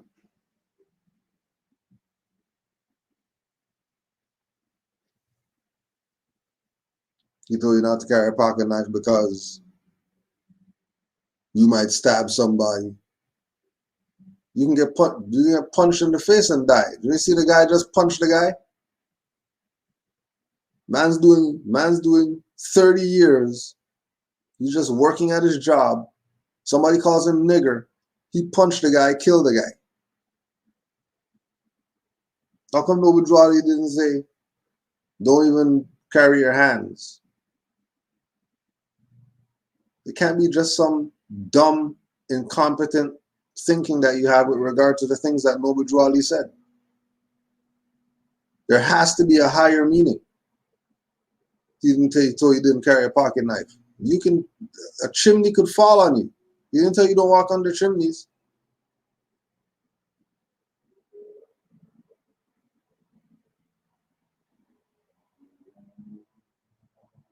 Well, how come?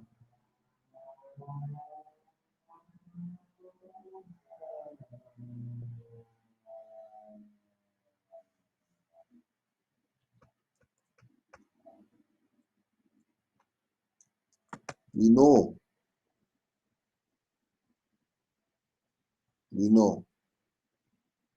But time's up. Now, this is an old statement in the prophecy book, right? Don't even carry a pocket knife. Not only don't carry guns, we don't need to bear arms. We don't need to bear weapons. Don't even carry a pocket knife. What's significant about that? Well, let me read something to you. It's amazing how Allah works, man. Allah is truly the best of planners, I tell you. Here we go. The Nation of Islam was founded on the basis of peace. We are for peace. One time for the Nation of Islam, for peace. Wrong. One time for the Nation of Islam.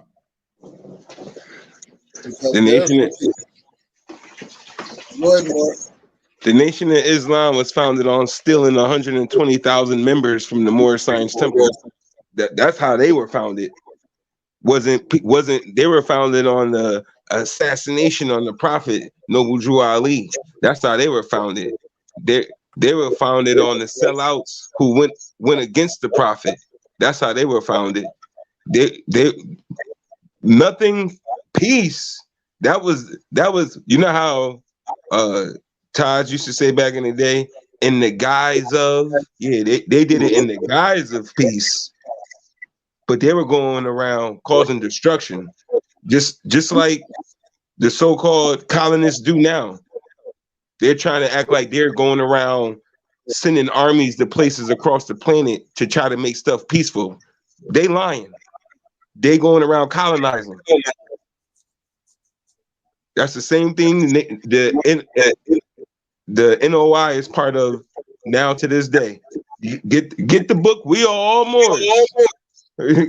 From a noise, he tells you all of that.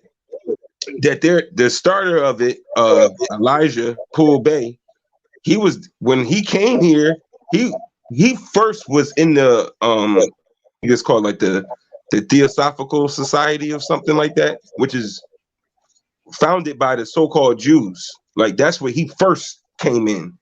And when you start looking at it, it was almost like he was manipulated and chosen and sent in, because then he came in and joined Marcus Garvey in the UNIA, and then he switched, and then he moved to Chicago and joined the Moorish Science Temple. But then even when you connect that whole thing with NOI, with Farrakhan and his sellout activities, he's a Boule member, Omega Sci-Fi. Steve Coakley told you about all of that how they're what's his name? I think it's like Walter something, the guy who wrote the book, the history of the book, the Omega the Omega whatever, and the history of the Boule, that their foundation is to be just like the Skull and Bones. This is what Farrakhan is part of. I mean, the Grand Sheik, he can show the pictures, but I mean, y'all can look it up. Just type in Farrakhan, Prince Hall, type in Farrakhan, Omega Sci-Fi, whatever. It just shows right up. They don't even hide it. They put it right in your face. And this dude, first sentence is gonna say that these people who helped create the atmosphere to kill El Hajj, their foundation was found on peace. Yeah, all right, man. Stop that. Their foundation is sellout activity, treason, traitors.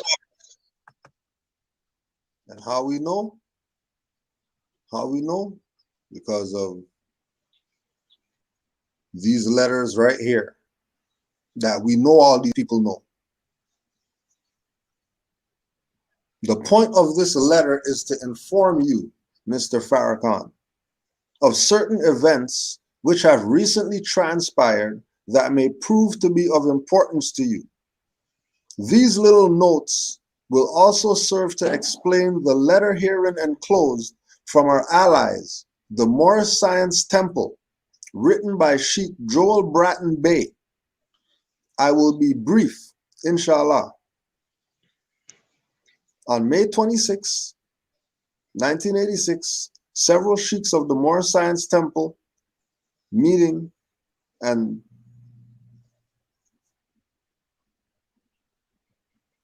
of the top national leadership such as Sheikh Bratton Bey and Sheikh Ankh El of Baltimore visited us in Washington during our Wednesday night meeting. We were pleased to have them, of course, and after they consulted with me in the private to indicate that they had come out of concern of your safety and well-being on your return to the USA. They gave me a briefing of their views and also literature on the legal aspects of your case in particular and all Black people in general. We agreed to meet again, which we did in Baltimore at the Moorish Science Temple on Eutaw Street. In attendance were representatives of not only the Nation of Islam and Moorish Science Temple, but the United Negro Improvement Association, the Republic of New Africa, and others. In addition, the Reverend Theodore Williams, whom you know, was in attendance to announce his candidacy for the congressional seat in the 7th District of Maryland, vacated by Parren Mitchell. His purpose for running is to introduce a resolution for a separate state for Blacks. Also in attendance, very conspicuously, was the Spirit of Allah. This mind, you being the 25th night of Ramadan, June 3rd, 1986. The presiding Moorish sheikhs gave us an excellent presentation on their teachings and their views on your situation, citing case law as example, Jesse Jackson, Leeds Bay case, and Muhammad Ali. The bottom line was the need for you to be naturalized as a Moorish American to escape the legal jurisdiction of the US government, actions against you. Much detailed information, quite well documented, well presented, and is condensed in an enclosed letter to you as the naturalization process. Also deemed of essential importance to allow safe entrance was the need to arrive via Africa through the port of New Orleans, definitely not New York, via Europe. If via Asia, then through San Francisco. So all these people know that nationality is the order of the day. And in order for themselves to be free from the U.S.A corporate jurisdiction and all that stuff, that they better have a nationality. Whether they naturalize or whether they nationalize, they better have a nationality.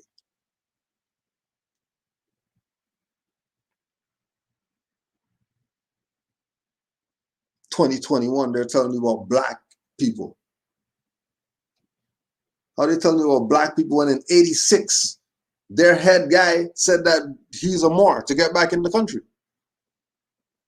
So if he says a Moor and get back in the country, and he's back in the country, and he's been back lecturing and all that stuff, then what? What are you confused about who the Moors are and who the traders are?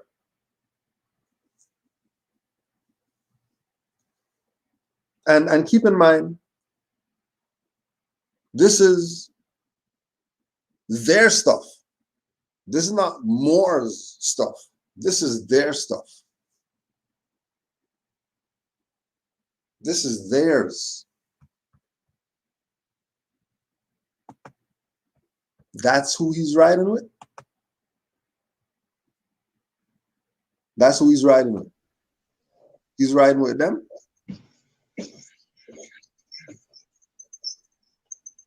That's who he's riding with over Jamal Bey. That's who he's riding with over Kujoel, Farrakhan and Nation Islam. They're teaching peace. Islam war. That's how you got kicked off. I don't know if you got something. Islam.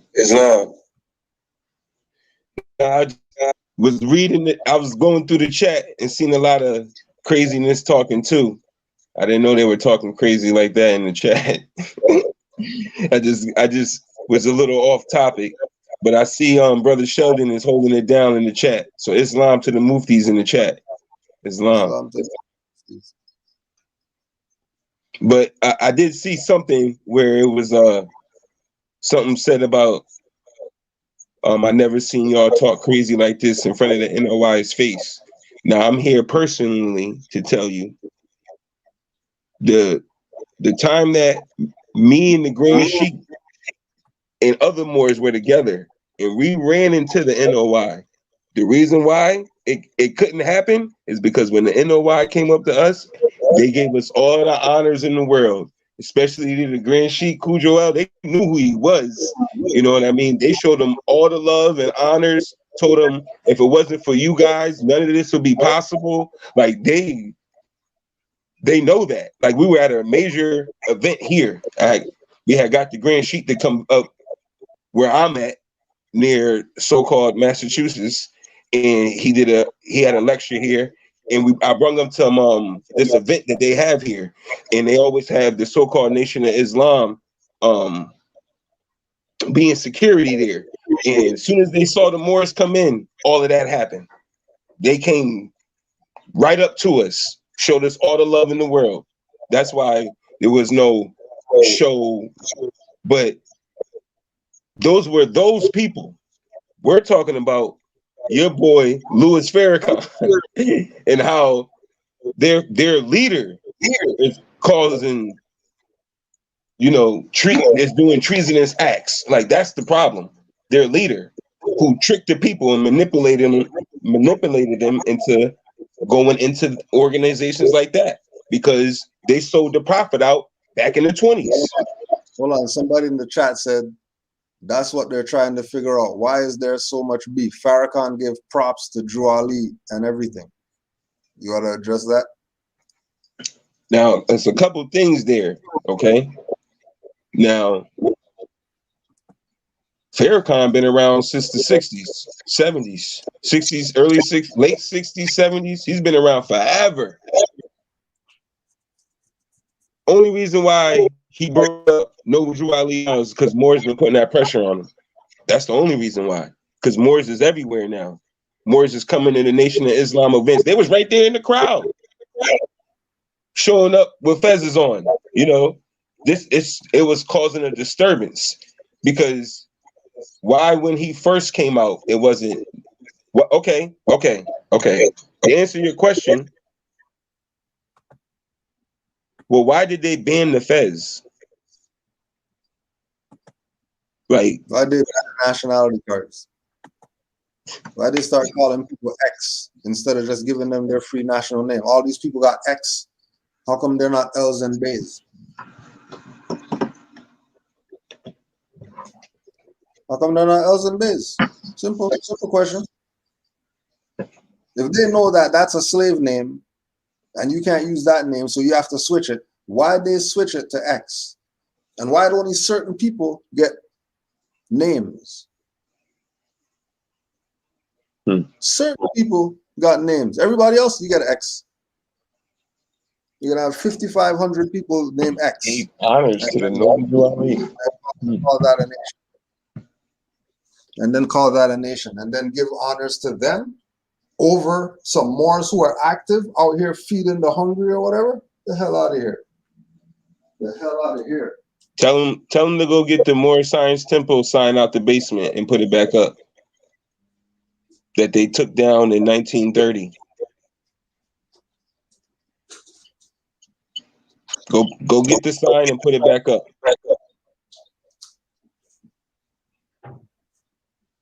It took the sign down almost 90 years ago. Go get the sign and put the sign back up. Go get your fez. Go get your fez. With Elijah's brother when he came out, or was that Farah's brother? Whoever the brother. Yeah, Elijah. Yeah. Why was this big old thing with him pulling out the fez? Like it was a big old ceremony, a big old speech, and all of that, because they knew what time it was. Yeah. When he pulled out that fez, and what did the people do? As soon as he pulled out that fez, they put it back down, they clapped, and went right back to being nigger. Farrakhan came around. He gave honors to Noble Jew Ali. They didn't do anything after that. They went right back to being nigger. Then they're like, what do you mean? What honors? They didn't give any honors. Look at its works. They did nothing. They're still nigger. They're making everything worse. Everything's worse. Everything. They getting there, stealing kickbacks off of our people, putting them to them inquisitional camps. They get kickbacks off of that. Setting up those so-called prison programs. They know all of that stuff before we even knew about what was going on. They been knew that all that stuff was unconstitutional, that they was doing human trafficking, that they was kidnapping people, that all of this stuff was corporations. They knew this stuff. That letter's been around. The Grand Sheik just showed. Been around. 86, that letter's been around. 86, that letter's been around. 86. We're every moron here. Where were you in 86? Where were you in 86? Everywhere out here. 86. I came out the womb in 85. So there you go. Shit. I probably was like, I was 11. I was like, What the hell was I doing at 11? yeah. Crazy. See what I'm saying? Farrakhan got his nationality. Ben had it. Right. Islam, brother Sheldon. Islam, Moors. Islam, Moors. Islam, brother Yusuf. Islam, Grand Sheik. Peace, Moors. Yeah, I know Sheldon's the late. I know Sheldon's the latest. I know you're the latest time right now, so I'll let you go first if you had anything to add on. Nah, for me, it's just. And can you hear me? Yeah, we can hear you. Yeah, no, this is just really strange because I remember last year when Rami put out the video, I commented on his video. I said, like, why are you doing this, putting this dude in danger? Why didn't you contact him through email and all this? And he's giving me all these excuses. And now I see this video, and he's always saying, follow what Prophet Noble Jew Ali brought, and they clearly violated Act 3 and Act 4 of the Constitution, the divine Constitution of Moorish America. And then in the chat, and I'm reading the chat, he's talking about you all aren't following the law. You know what I mean? Like it's high treason. That's what it is. it's high treason, but I think for him it's a joke, obviously, because he can't be serious. I mean, this just can't be, because you're talking about Juali, and you put a fellow Moor in danger. And the quote that you said, Juali said, "Don't put the European on your brother." That was another thing I was thinking about when I watched that video. And so all of that, but he's picking and choosing specific things to read to solidify his argument. And that is some preacher stuff. That is like the preacher sleeping with your wife, but then he's quoting all types of stuff in the Bible to make it seem that it's okay for him to do it, but if you do it, it's wrong. That's what Rami's doing right now. The fact that he's not like, it's a clear violation. Everybody knows that. He's not dealing with that, but then he's talking about everything else. And how real this and real Moorish Americans that.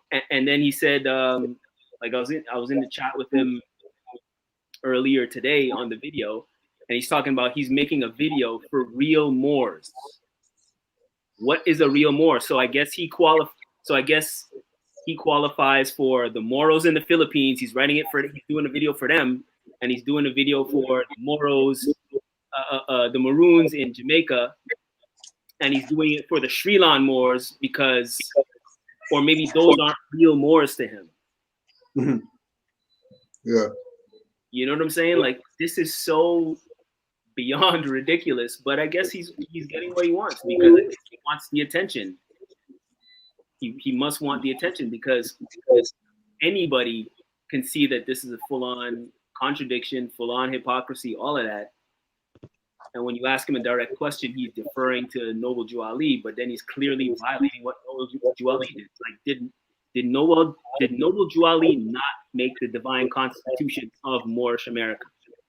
Somebody answer that for me. Right? Noble Juali. Right. So Juali made the divine constitution of Moorish America.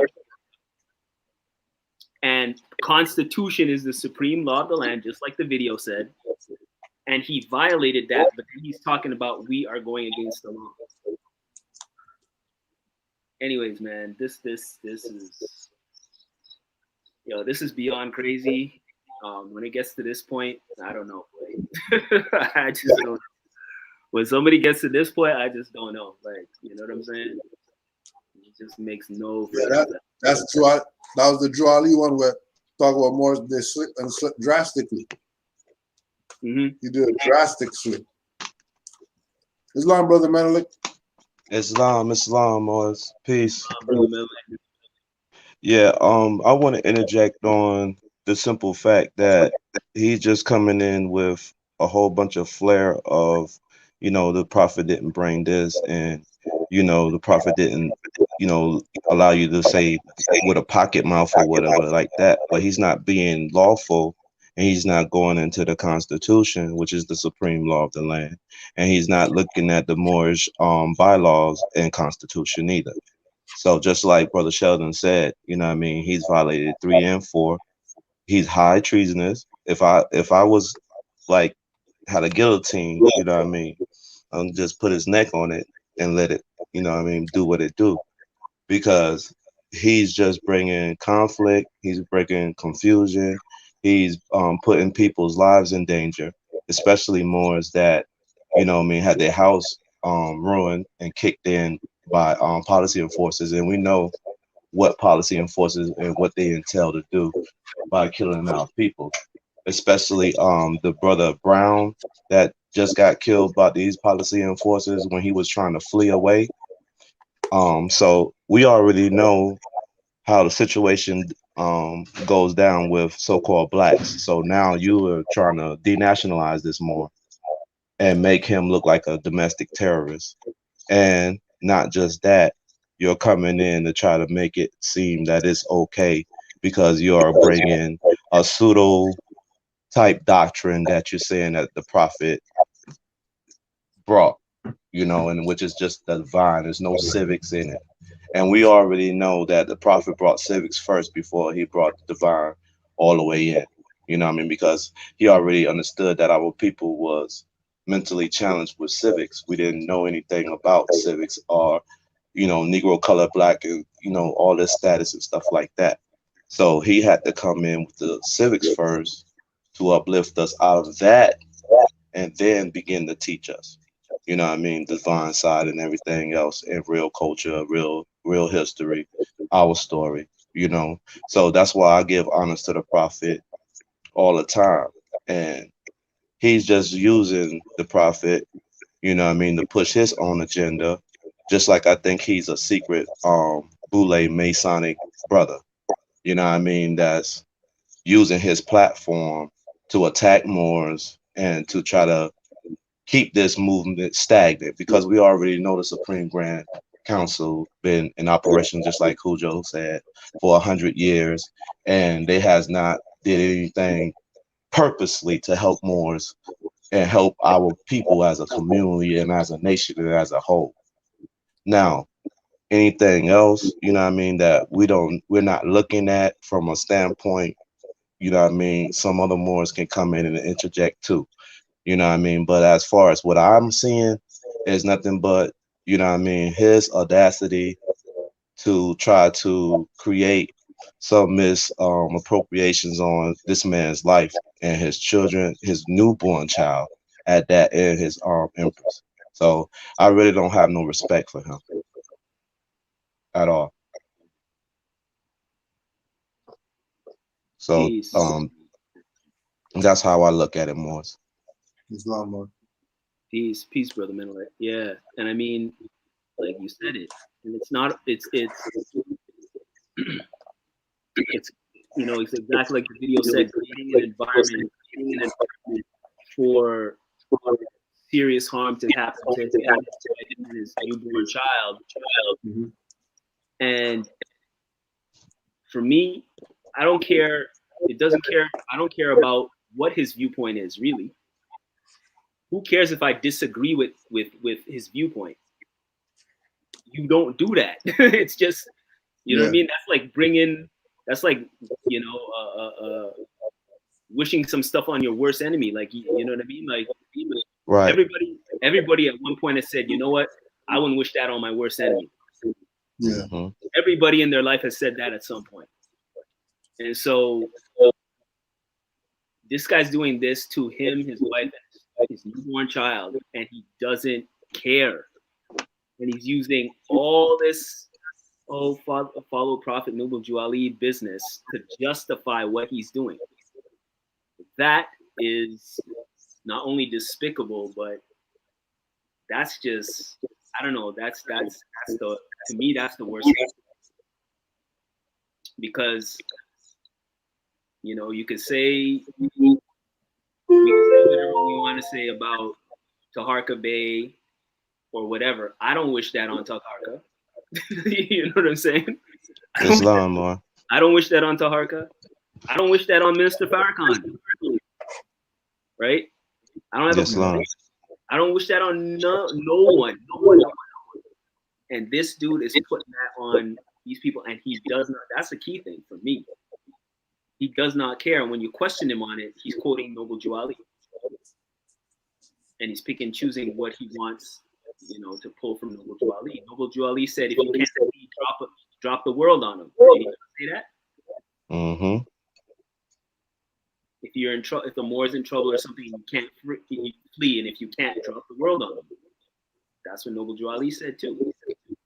So, and then Cujo brought up the point that I even forgot about, when the Moors came with tanks and all that stuff. You know what I'm saying? Right. And all that stuff. So I mean, yeah, this is and the funny thing is, I don't even know Jamal like that. I know I watched a couple of his videos, and I don't even know Jamal like that, and I wouldn't do that. Like, it's just to me, this is so despicable. And I talked to him about it last year when he did the video, and he was making all these excuses. And I just kept saying, all you had to do is contact him through email if you had a problem with him. And he just kept giving excuse. And I said, well, you're violating, that's a violation. Excuse. Now this video comes out and he's still making excuses. Right. To me, like, it's amazing that you said that you think he's a boule or something. I wouldn't even go that far. I mean, I don't know what's happening in his life, but I think probably something happened in his life and he's just screaming for attention. Right. That's my opinion. Because the fact that he's in our chat now and he's talking about he's making a video or whatever like that, and he's not dealing with the questions, he just it seems as though he likes the attention. So yeah, it doesn't make sense to me. And that's just me speculating. Yeah. But like when you say that, right? Like I automatically go to how. Like how's that what it's about? Like when did it get like that? You know what I mean? Which goes back to what you're saying, that something had to happen to make it get to trigger this thing. You know what I mean? Or is it some freaking, catcher in the rye, MK Ultra freaking thing, flip switch? You know what I mean? Because it's not real. There's something going on. It's not logical. Yeah. The actions of this trader are not logical. Yeah. I don't know. It's just, yeah, it's perplexing. Yeah. It's very perplexing,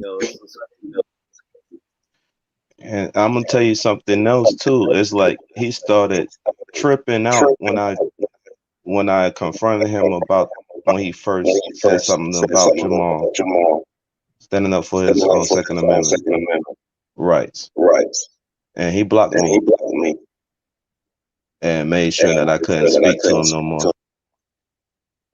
So, you know what I mean?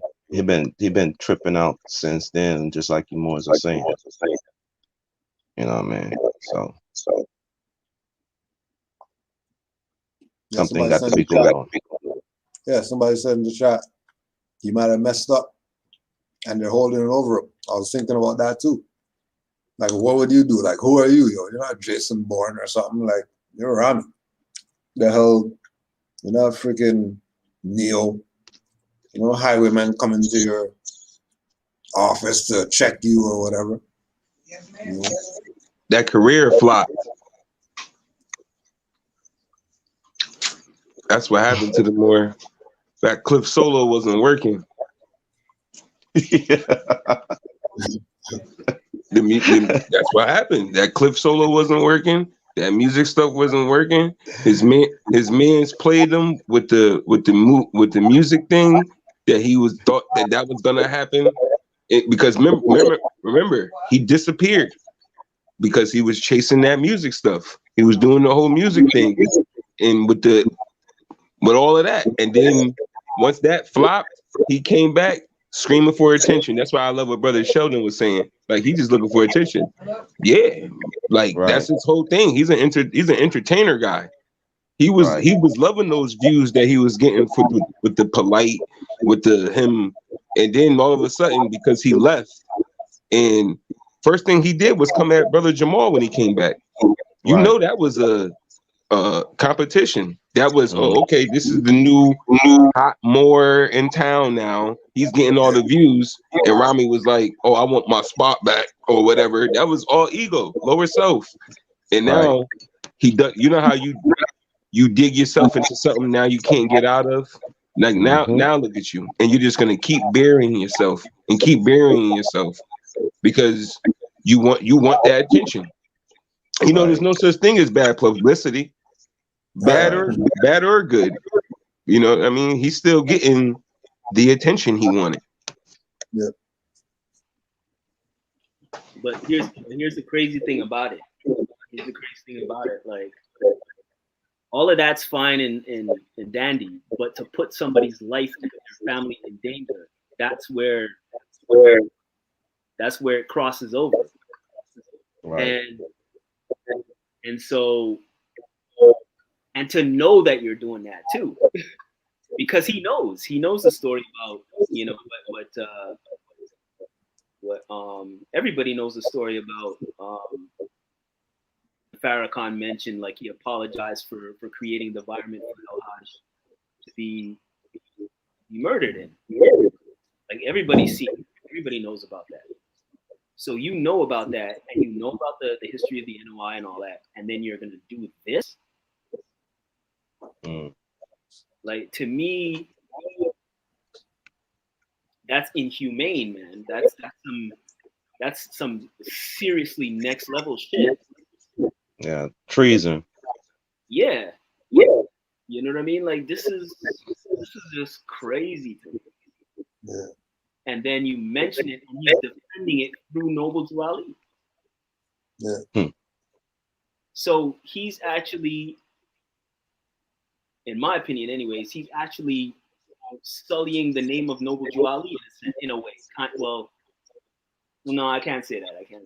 But he's, you know what I mean? He's just pulling a pastor, man. He's just pulling a pastor. How they twist the word of. That's his. Yep. Yeah, I was thinking that. You know what I mean? So it's not. So let me retract what I'm saying. He's not sullying no word of Noble Drew Ali at all. He's not sullying Noble Drew Ali. He's just taking what he wants to twist it to make it seem that he's exempt from following the law because he broke. He's talking about he was following the law, but he broke the law. But for some reason, he continues to do it, and it's okay if he does it, which means that he's above the law. Which means that, I guess. And he keeps saying he's not Noble Drew Ali and a prophet, but he's putting himself up there because only he is allowed to break the law, and only he knows what true Moorish Americans are. You know, Wow. And so that's where this goes all the way left. Right. And I remember, like, I commented, I said, listen, man, like, to keep away from me because that karma that you're building up, you know what I'm saying? Like that karma that you're building up, stay away from me because if karma is real and they talk about the sins of the father visit the son third and fourth generation, you don't want the shockwave of his karma. I don't want the shockwave of that. Yeah, straight. So I think I put in a comment. I said, like, you better truly pray that nothing happens to Rise of the Moors and them, because that's going to be on him. So yeah, this is heavy duty, man. This is heavy duty. Like, yo, I wouldn't do that on like any more that I disagree with. Yeah. Like, that was a kick in the seeds or something like that. Yeah. You didn't even have to do it. You know what I mean? You didn't even have to do it. Yeah. Just did it just because, like, oh, this guy. All the videos and stuff that, you know, the Grand Sheik has done over the years, all the so-called Black Power, you know, in their little shows that they have, never, not once have they came at Moors like that. Where he's the first guy I've seen to, you know, besides the SPLC, you know what I mean? Like, I'm like, dang, man, you really calling us, or calling Jamal a domestic terrorist? Like, I've never seen nobody do that. Yeah, that was next level. That was next level. And still standing by it too. Yep. Like, as we speak. Yep. Go ahead. Sorry not to cut you. And I was just gonna add on to what you're saying. And there's people that are following him too in his footsteps and not saying nothing to him. Yeah. That's also crazy. Yep. That's what I was saying earlier with the new people coming in who would just click on this video and think like, yeah, that's what it should be about. you know, but because they haven't done their own study, and now you're hit. And, Yeah, and that's the point has to always remain that what Brother Sheldon saying, that him misclassifying another Moor as a domestic terrorist is because of the implications, Mm-hmm. right? right. You know what I mean? You know, that is absolutely wrong. Like the guy in the video was saying, it was disgusting or whatever. You know, it's just disgusting. That's damn right, dirty more action. That's what it is. And you know what I mean? He's mad because Moors are looking at it from, you know, that standpoint and pulling the veil from the eyes of the sheeple. Because most of the people that, you know, follow him or whatever, they're not doing any studying. They're not doing any research. They're just going about what he puts out there. So he can try to sway some type of narrative and go against the Moor. You know what I mean? And just like the more said earlier about him having a standoff with Jamal because he was getting some nobility and fame and, you know, certain views and stuff like that, and he wanted to, you know, draw the spotlight. But Yeah. now he's gonna go really, really, really crash down from, you know what I mean, the pinnacle that he thought he was gonna reach. You know what I mean? Because this right here is sad and ridiculous and just right dirty. It's dirty more. Like, you know how like Charlie Brown had the little friend and he walked around with the little dirty ass blanket. You know what I mean? Yeah, dirty bungalism. Dirty bungalism. Big Ben, Big Ben.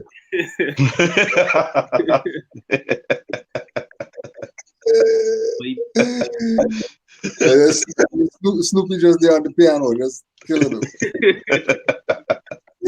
But you know, but here's the slick thing though. I mean, this is the slick move too. Like pretty much I would say, and y'all could correct me if I'm wrong, every single Moor has a circle 7, divine constitution, and 101s. Right. Not every single Moor has warning to the nation. Right. Not every single Moor has you know, all the quotes that Noble Jew Ali made and stuff like that, right? Mm-hmm. Not every single, but those 3 things, divine constitution, circle 7, and 101, pretty much every single Moor has. Now notice that whenever he's quoting Noble Jew Ali, he's quoting from papers and stuff that some Moors won't have. And then he's talking about, you know, just look it up and so on and so forth. So you're going to have to dig for it. The interesting thing about the video is dude is just talking about the divine constitution. That's it. Everybody has that. Right. And so like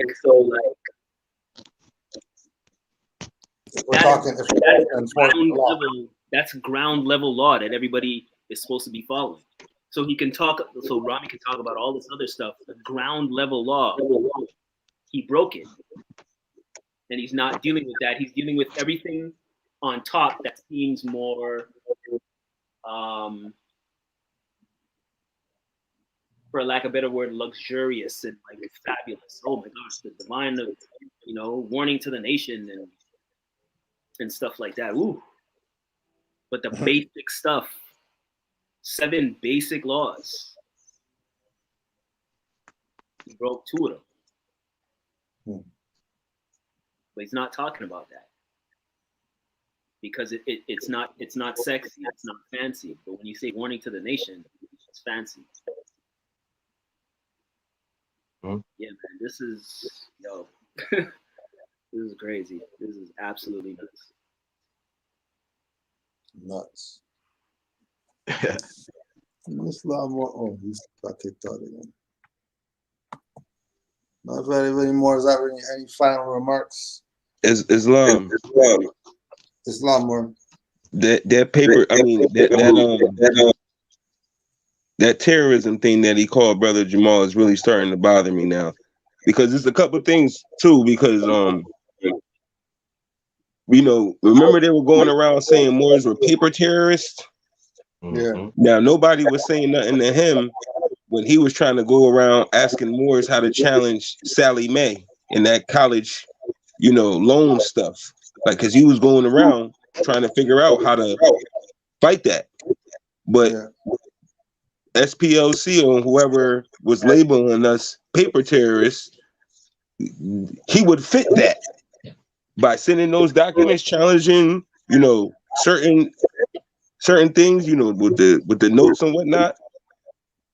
That's so-called paper terrorists. And the thing too that is real crazy, I know Moore's been saying it, but like, Brother Jamal, you said that with him and his Moabite just had their offspring. Like that's, and then you're gonna call him a terrorist. This man is supposed to be a time of joy or whatnot for him and his Moabite, and there's a Moor going around calling him and his consanguinity terrorists.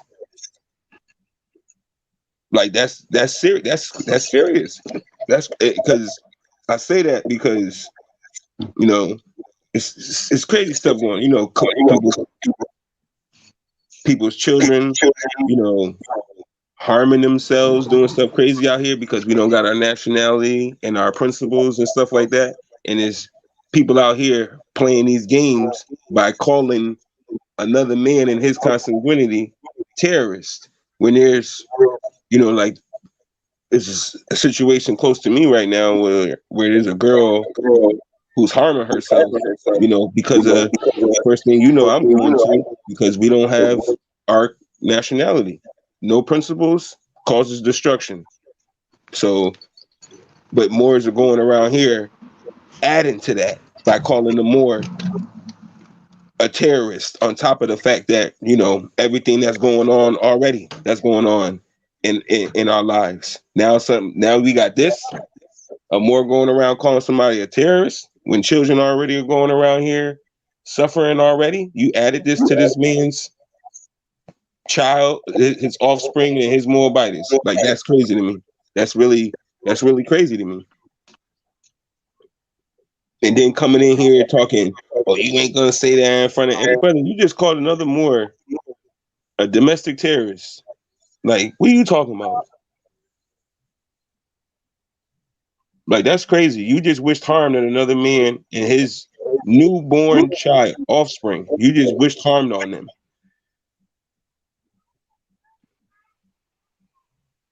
And he knows what he's doing. That's the crazy shit. He Yeah, knows what he's doing. Because he said it. He said it. Yep. He did it. And he's showing everything on the on his little video and shit. And then that's what the prophet said. He warned us for, truth strangely mixed with lies. You see what I'm saying? And this is the dirty Moor that's displaying and putting himself on display for everybody to see it. He said it, Moor. He said it. He said it. He said it. Yes, he did. That's the part that you sit there and we just be quiet for a moment. Like, I'm still drawing a blank. Like, yo, what is going on? Like, wait a minute. This is not what you used to be saying. What happened to love and truth and peace? What happened to the 5 principles? He just threw them down on the ground. Yeah, I remember the Grand Sheik said, like, they've been having the watchful eye on him for like the last 3-4 years because he's been doing little things here and there where it's like, yo, did you see what Rami just did? Like, what is he doing? Yeah. And then he'll make a video correcting something. We're like, oh, okay, Rami's back. I remember a couple of Grand Sheik he can tell you. I've called the Grand Sheik and told him like, oh, Rami's back. He's da da da da da da. And then next thing I know, he's back to out here working for the colonists, back to wearing the red shield cross with the with the Roman Inquisitioners. Like that's how I'm looking at it. Like, why do you keep going back and forth? Like, you're not gonna just keep going back and forth. We keep seeing you leave the camp at night. We keep seeing you. Mhm. Now you're not even hiding the fact that you've been leaving the camp. You're just you're in the camp bugging now. And the crazy Yep. thing too is when I make a comment in the post or whatever, he always comes and says, "You Jamal followers, if you want to follow Jamal." No, it has nothing to do with following Jamal. It has to do with Act 3. Right. It has to do with Act 3, and you're putting your other brother in danger. That's what it has to do with. It has nothing to do with following Jamal, but he keeps putting that there. Like that's some slickish. I'm gonna tell you something too, more. He's just being in his lower self right now because he's bringing lewd acts and everything that harms. You know what I mean? Because personally, like, he has a hard on for Jamal. You know what I mean? And something we need to get this more evaluated. Something, see if he's a Kanye West of the Moorish movement. You know what I mean? Just like they said in Party and Clone, because this something like this is just blatantly just nefarious. You know what I mean? So I just want to make sure that everybody that's watching this or going to watch this know the treasonous acts that this Moore is displaying. You know what I mean? And that's what I wanted to piggyback off of you, Sheldon. I yield the floor. And what you just said, that word is beautiful. You said nefarious. Mm-hmm. That's exactly what this is. It's like every single negative word you can think of. Absolutely. Like I'm just blown away at this. Like this right here blows me away. And then to justify it with Noble Jew Ali stuff and not addressing it with all this other stuff that's on top, but the basic constitution, which is supposed to be the supreme law of Moorish America, you broke that. And he's gonna justify it. Oh wait, I'm making a video. Oh, you'll see the reason why in the video. You know, that is just, the dude has a, like, even regardless of the fact that Jamal has a family, even if he was by himself, that's still foul. Right. Yo, this is. And then he's trying to justify the fact, you know what I mean, by making these little videos too, Sheldon. You know what I mean? I just wanted to, add that on too, because he's blatantly, you know what I mean, trying to display, oh, well, I'm upright in character, I'm pure and clean, and it's peace and love, and Moors is not supposed to protect themselves. We're supposed to just be sitting duck for the colonizer, and you Moors be submissive. You Moors don't be active. Just sit down and be quiet. That's what he wants us to do, right? That's what it seems like he's sending subliminal messages out there when he wants all the Moors to be some type of soft type, individuals, which our prophet said be upright and fearless. So I don't know anything about being docile. You see what I'm saying? Yeah. Well, docile. I mean, excuse me, docile. Docile, yeah. And so, to add to what you're saying, what's interesting, what you're saying is you're adding to it. I'm not even going that far. I'm stuck on the divine constitution in Act 3. You know what I mean? That is, for me, that is just bone rice. That's just pure water without any agave syrup or any crystals to make juice, and just pure water. That's I'm sticking right there. You violated Act 3 and Act 4 of the basic law. That's the base law that everybody can can attach themselves to. Anything else, like any other laws on top of that, could be kind of tricky. But no, this is the base law. Like in every single land, there's a constitution, which is the base law. That means the poorest person can follow it. You know what I mean? Islam. So I'm still stuck there, to tell you the truth. And Right. everything that you added is right and exact. Everything that you added on top of that is right and exact. But I'm not even going that far.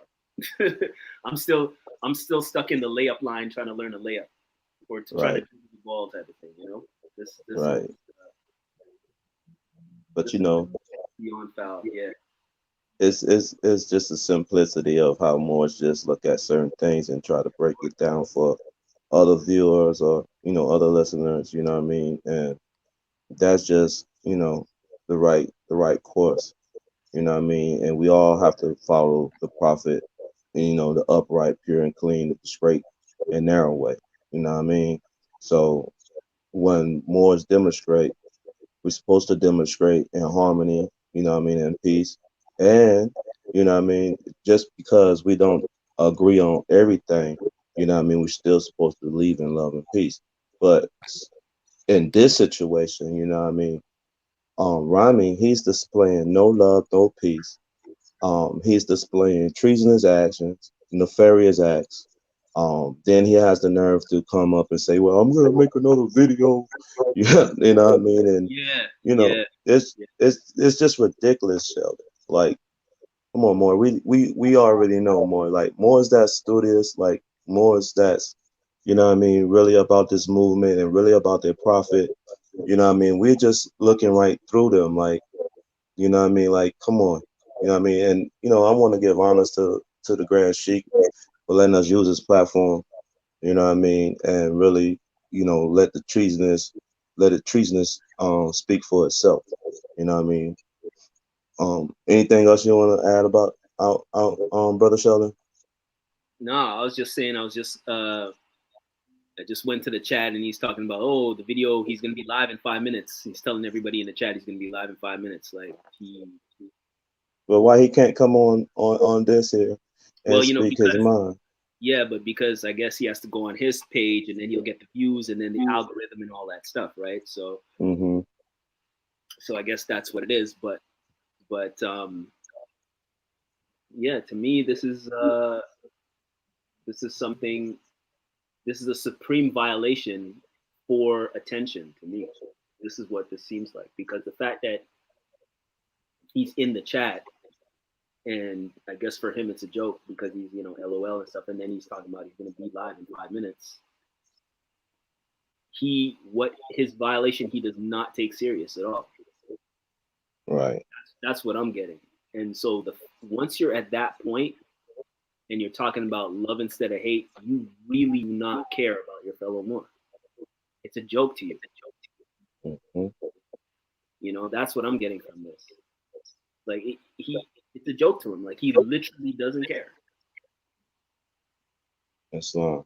That's what I'm getting to this. Like, like I said, since last year and whenever he put out that first video, and I was like, yo, I can't believe you did that. And then now this video surfaces, and then he's still like, it's still a joke to him. All right. Mm-hmm. Yo, man. it's like the C word. The C word got everybody going crazy now, man. I don't know what it is. Yeah. Yeah, it's crazy. And not just that though, the little following that he has, you see what I'm saying? They just eating it up like some what they call that little bowl of porridge or whatever. Just believe everything what Rami say. Don't do no studying, don't do no research, don't look up anything, don't cross-reference anything. Just eat up what Rami say. Yes, man, he's serving them a Rami bowl of soup. You know what I mean? Right. But they eating it up. And that's why that video that just came out, to me, like I watched it a couple of times and it just makes so much sense, because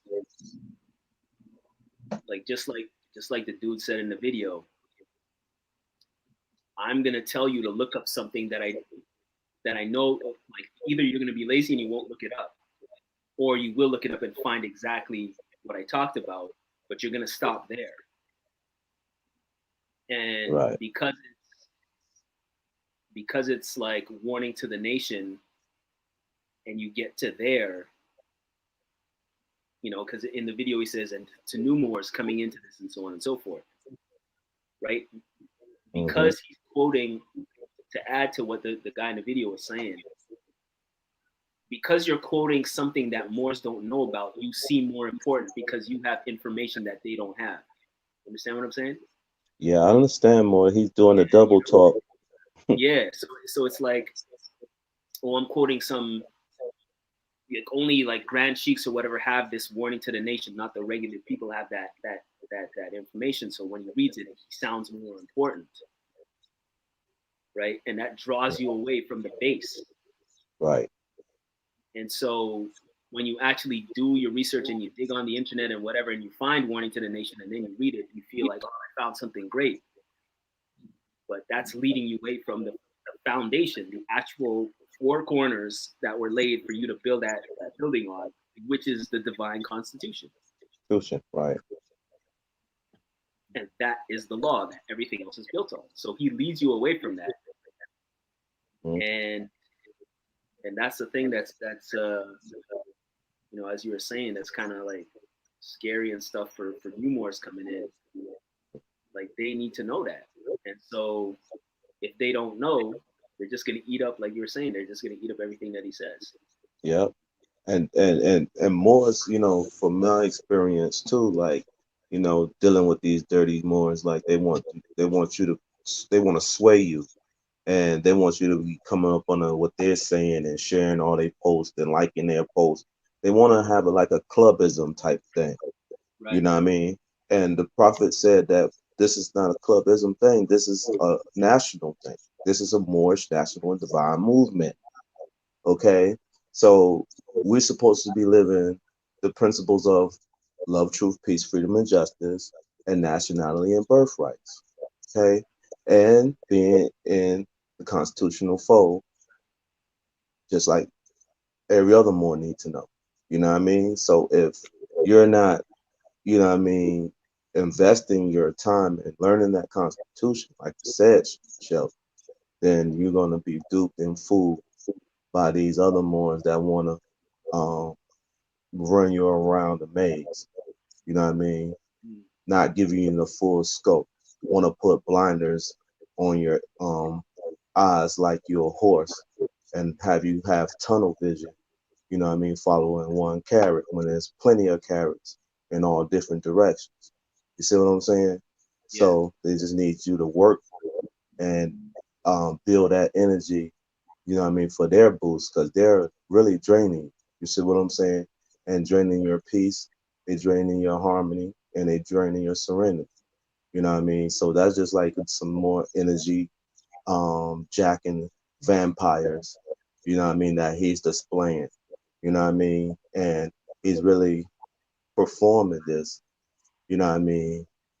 blatantly. Like he's really doing the nation a favor or something, or he's really, so prophetic in what he's saying and what he's doing. You know what I mean? More like he's just another, rendition of these other dirty Moors, just like Grand Sheik Cujo said, fell on a sword. You know what I mean? And he's about to always decapitate himself because he's really going the wrong direction. And the things that he's doing, is really devious to really, really do that. Like, you know what I mean? That's really just I got to breathe on that one, Sheldon, for real, because it's just things like that. We can't really look at certain things like that and just let those things just go by.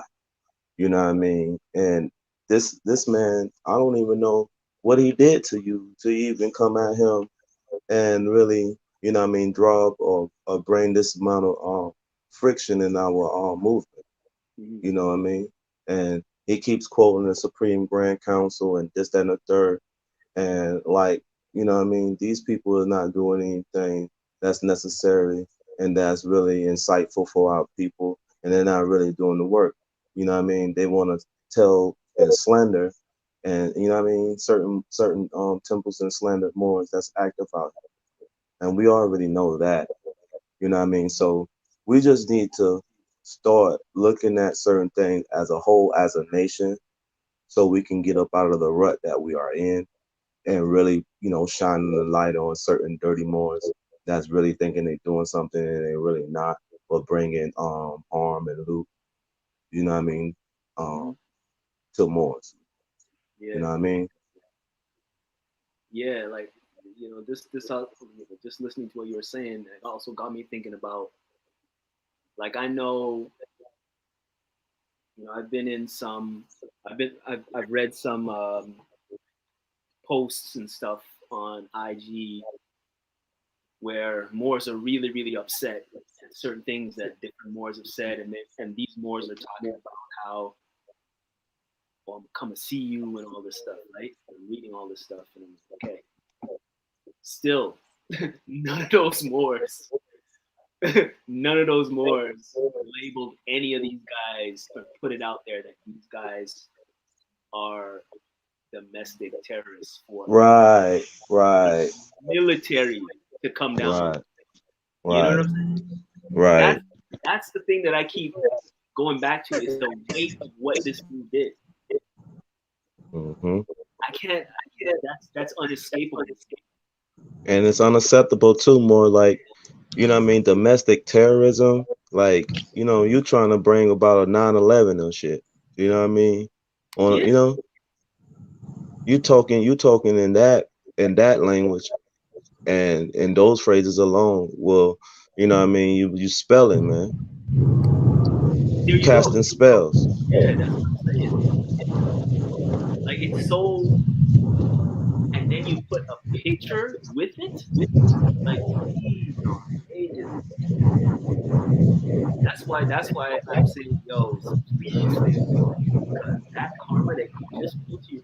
If anything happens, in my opinion, if anything happens to Rise and Jamal. them, yeah, Jamal and them, if hmm anything happens to him, you know what? It's exactly like the video says. If anything happens to them, that's on Rami's soul, bro, Right. because he created that environment, hmm and he knows what he's doing. It's not like if it was an accident. He knows exactly what he's doing. That's the Right. thing. That's why I'm like, keep your distance. It's one thing to make a mistake or whatever, but you know what you're doing. Stay away from me. I don't Right. want none of that energy. Me neither, more. Dude, I don't want that in my city. You know what I'm saying? I don't want that in hmm any country. I don't want that on the same continent that I'm on. Like, that is some foul ass energy right there. I don't hmm want none of that. None of Right. that near me, anywhere close to me, my family, nobody. That right there is another level of foul to me, in my opinion. A whole other level of foul. Yup. And then he's sitting at that time, and I'm about to go live, and You know, yeah, what I'm saying? yeah, and all this, that, and the third. You know what I mean? Come on, man. I'm gonna give him that Biden. Come on, man.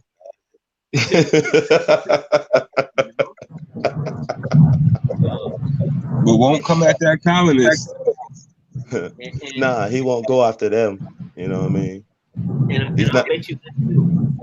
Not to cut you loose, but I bet you this Uh-huh. too. If he, I guess he's at Oakland or something like that. I bet you $1,000 he knows another Moor at Oakland that has guns. Yeah. I'm willing to bet like $1,000. Mm-hmm. I'm willing to bet whatever.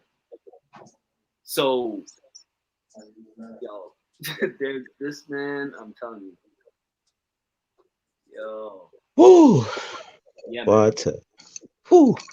And then you know what though too, Sheldon, I really think they're really mad about, you know, Jamal demonstrating the way he's demonstrating with the militias and stuff like that. Mm. You know what I mean? Like that's what I'm really my focal point is on is like you really mad, like really hating the fact that, you know, this more here is demonstrating the way he's demonstrating, you know what I mean? And, you know, being active the way he's being active. So, you know, and you're really trying to bring, you know what I mean, confusion. And you're really trying to bring, you know what I mean, this man and his newborn and his Moabites, you know, harm. You know what I mean? And that's what I really think. I don't I can't see anything else but that. Right. And just to add that too, he has children. Right. So you can't even flip that on you to see, like, wait a minute, what if somebody did this to me? Right. He And doesn't my even have to. child, you know what I mean? Exactly. And my That's what Moabites. You see what I'm saying? Like, come on, man. Man, boy, you know what I mean? Because I know I got children and I know I got a Moabites too. So, you know what I mean? You doing that, you know what I mean? You should, you already know what is that entails. Yep. What Tony Montana said, no woman, no kids. And he just violation, man. He's a violation, like for real. Right. Right. Like that's the thing, man. Like it's that's what I'm saying, how heavy this is. Like he's like and that's that's not only hypocrisy but the height of selfishness too, really, if you think about it. Yeah. You have a family and you have a well, I mean, I don't want to touch his family situation, but he has children, I'll just say that. Right. He has children and you never had any straight conflict, as far as I know, with Jamal. Right. And you're gonna do this to him and his family, and you have a family, and you, for some odd reason, you can't flip it and say, you know what? What if that happened to me? That is not only is that the height of hypocrisy, like the video says, but then that's the height of selfishness. That's the height of arrogance. You know, that's the height of Ego. Ego. Thank you. Yeah. We're just gonna sum it up like that, more. His ego is on blast. Yeah. You know, and that's what is really entailing. You know what I mean? He has an ego issue, and he hasn't even spoken to this more in full detail, like you said. And you know, he just on some other old treasonous actions type thing, because, you know, like I said before, he was in the chats, you know, being a troll and, you know, speaking to certain Moors, because Moors are really exposing him, and he wants to try to, you know, oh no, you know what I mean, this is what the prophet brought, and you know, it's just this way and this, that, and the third. No, it's not. More like, you need to sit down somewhere. You need to start making those videos, okay, and really think about the situation, because you need to put yourself in that more shoes too. Yeah. Just like you said, Sheldon, he's not doing that, and I really think that he has a really big agenda, you know, tied in to just go after Jamal all of a sudden too. Like, I think it's more than just what we were speaking on too. Maybe. Yeah. Because what was interesting too is after, like, last year when he went after, when he put out that video, I'm like, are you serious? And I made all these comments. I just unfollowed him. It was like I can't, like, I'm done. Like, I can't even watch this dude. And then he came out with another video recently. Jesus. Yeah. Yeah. That's crazy, more. Like, that's just crazy. Moore's, It's long. Where'd you disappear to? bro, freaking Moore's Family Services, yo, it don't stop. Oh, okay. Okay. Don't stop. Don't stay on. Okay, so you with something for that long. We need one of those. Yeah. Yeah, what happened to Brother Yusuf? Brother Yusuf, where'd you go? I've been here the whole time listening. I was nowhere. I've been listening to y'all, shaking my head.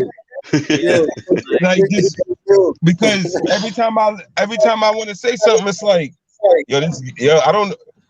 I'm still in the same stuck position as in like, I don't know what happened to this man. Like, because maybe, I'm alive to witness it, because I've read about the traders, the selling out, I've heard the stories, but this one hit close home. I feel as if, you know what I mean? Yeah. Like we were all riding in on our horses, you know what I mean? And all of a sudden it's like, what just happened? Like, I didn't expect you to do that. Yeah, and I just start hatcheting people. Right. Right.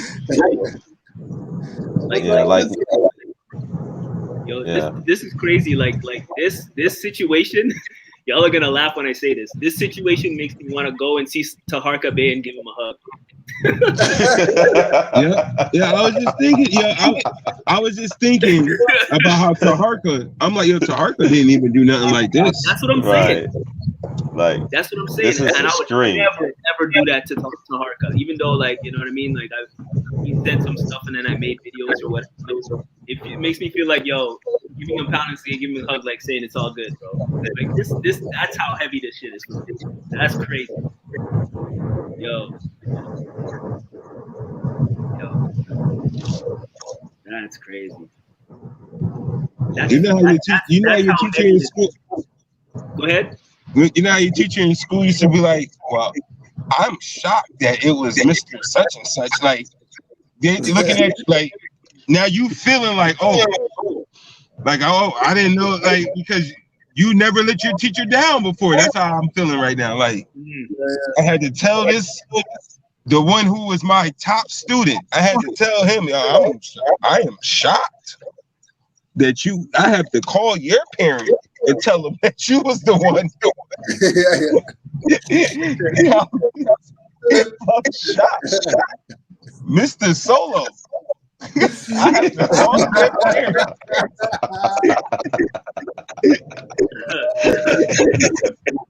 I gotta call your parent and explain to them that it was you in here acting up today.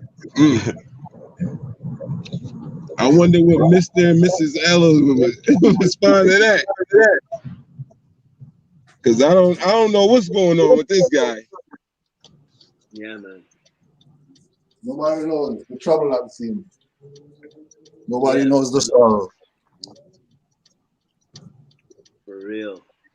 He did something that, I'm like, I'm not surprised that that the sellout has happened. The trading move.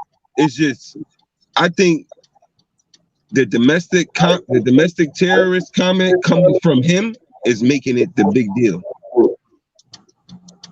Like SPLC, colonists, we just let that brush off our shoulder.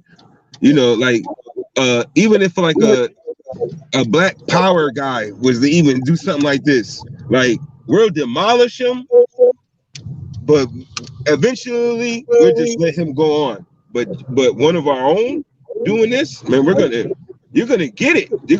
We're gonna let justice play its course. That's exactly what we're gonna do. We're gonna be on you. He's in court right now. You know what, Brother Yusuf, just to comment on what you just said, not even Black Power did that to anybody. That's what I'm saying. You know what I'm saying? That's what I'm saying. That's exactly what I'm saying. That's exactly what I'm saying. Brother Yusuf L, Islam.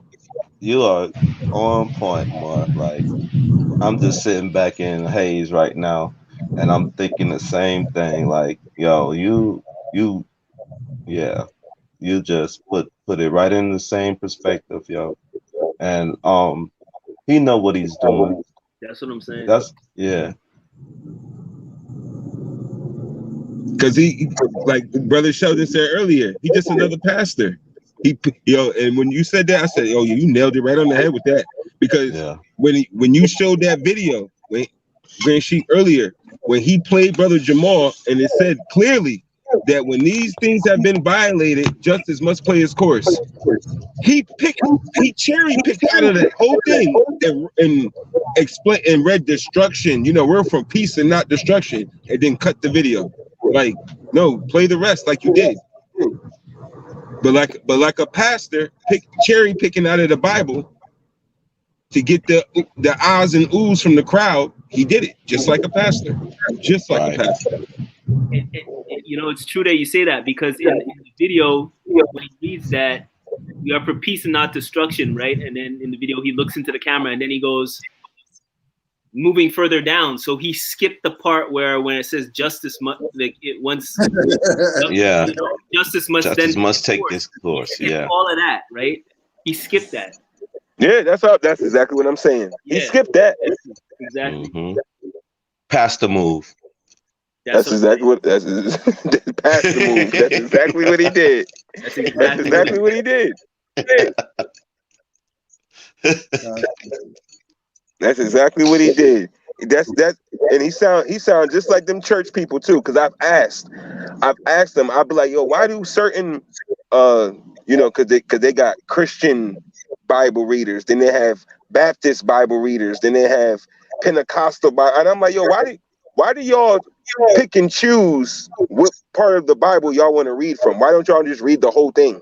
Like, right. And because it doesn't fit their religion. And that's exactly what he's doing.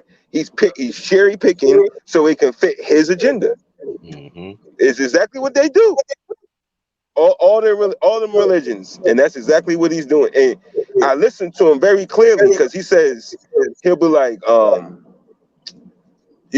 Moorish Americans. So he's excluding the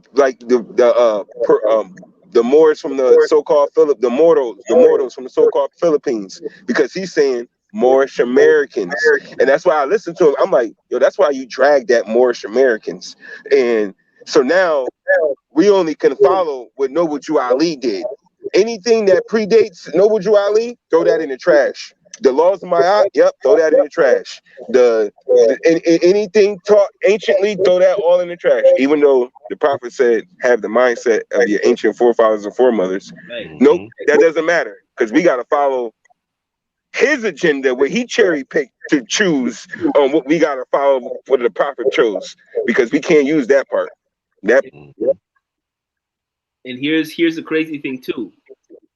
So, he talks about real Moorish Americans, and then he just said he's writing this he's making this video for true Moors. And I was just telling Cujo earlier, like, when you're saying you're writing this for true Moors and only for true Moors, so I guess, what are you writing that for the Moro, like exactly like Brother Yusuf was saying? Are you writing that for the Moros in the Philippines because they're true Moors too, or are you writing it for the Sri Lankan Moors in Sri Lanka? Like, what do you really know about a true Moor if you haven't left California and gone anywhere else and talked to anybody else? Specifically, anybody else that are Moors. And that's the thing. I've been all these places, and I can't say I talked, like, I know what a true Moor is. Like that doesn't make any sense. And then he's talking about real Moorish Americans, and it's just that's what I'm saying. That's that slick pastor talk, right? Mm-hmm. And the thing is, everybody, like, I'm pretty sure some of you on here might not know about it. Some of you will. The Moorish Americans was was mentioned in Morocco as the book Morocco as it is from 1839. I remember you exposing that. I remember that. I remember that. I So remember we're that. talking about Moorish Americans, real Moorish Americans. Yep. Moorish Americans existed before the prophet. Mm. So No. You can't just let that slide. You got to go in on that. Like that's a good one. That's a real good one. Yeah, go in. That's a real good one right there. Might well just go ahead and scalp him more. That Moorish American, Moorish American, 1839. Yeah. 1839. Hold on a second. Let me see if I can find the book. 1 second. That's amazing. There, you like that just throws everything he says out the window now. Yeah, and we'll hold him steady while he go get the scimitar.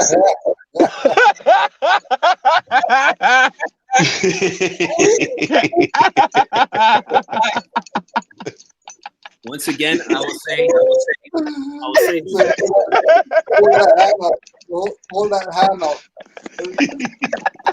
Hold on a second, Morris. Let me get this.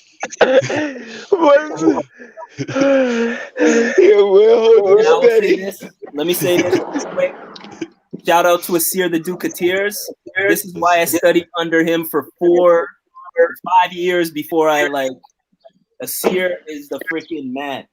Islam the Asir Duke of Tears. Oh, look how big you got me. Don't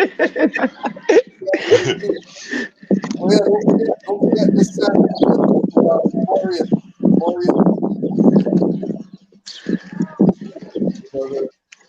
Brother Taino AGL YouTube page. Asir the Duke of Tears this Saturday. Islam.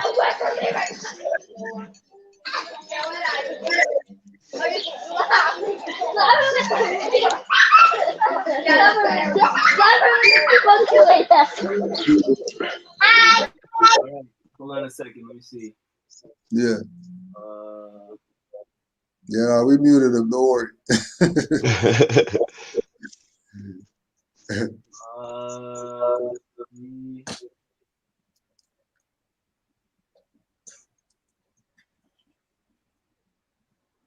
Yep. Moorish Americans been around. Right? So this is okay. Wait. Let me go back to the beginning real quick, and I'll read you the title and all that. So yeah, Morocco as it is. From 18. Sorry, my mistake. It was 1893, not 39. 1893. Okay. And it's by Stephen Bonzo Jr. By Stephen Bonzo Jr.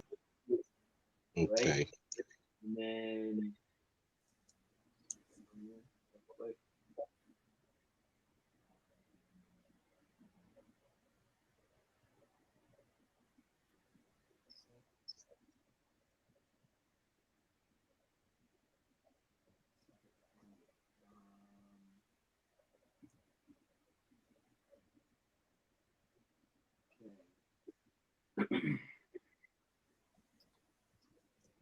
when I fired, he clapped me on the back and seemed so elated that at first, by some strange sense of woodman's craft that I did not possess, I thought perhaps he had heard the boar fall. So I guess they're hunting. But he had not. His face, however, was radiant with delight, and the strange Moorish American companion of mine. Got that? Got it. One more time. Yeah. Yeah, one more time. Just it's this man hunting with his Moorish American companion. I fired. When I fired, he clapped me on the back and seemed so elated at first by some strange sense of woodman's craft that I did not possess. I thought perhaps he had heard the boar fall. They're hunting wild boar. but he had not. His face, however, was radiant with delight, this strange Moorish American companion of mine. All right? So there's at least, and this book was written then, so obviously this is a story that he's talking about. Right? So this Islam. is prior. So that's on page what is that, 269, and then on page 270, it goes on to say further down,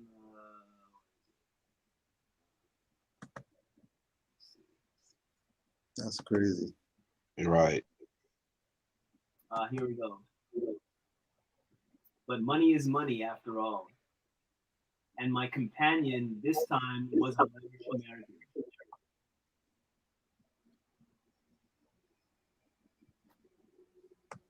I don't need to read any more after that. Nah. Case rest right there, more. Once again, but money is money after all, and my companion was a Moorish American.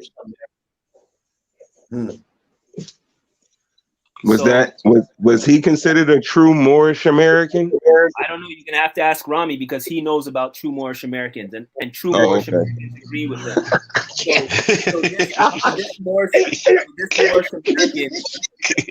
Moorish American that was around before the Prophet, right? Rami knows him because he's also a Moorish American. It says in the book. But then I guess you have to ask Rami if this Moorish American in the book was a true Moorish American because only Rami knows that. And so the video that he's gonna make is only to true Moorish Americans. So this Moorish American from the book is gonna have to watch Rami's video to figure out if he's a true Moorish American or not. Oh, okay. Yeah. From the grave. From the grave, yeah. Or maybe he's still alive. Who knows? Sure. You know, so. Who knows? 1893. 1893. So all that to say, Moorish Americans were around before Noble Jew Ali. Mm-hmm. Oh yeah, what's the name of the book? Somebody's asking. Morocco as it is. Simple to remember. And once again, shout out to Asir the Duke of Tears for putting me onto that book in one of his classes so many years ago. Islam to that boy. Peace to him. The Moorish American, his companion, the Moorish American, 1893. He went hunting for wild boar, and his companion was a Moorish American. And so the book came out in 1893, which means that it was written from years before. Right. Oh, yeah. Right.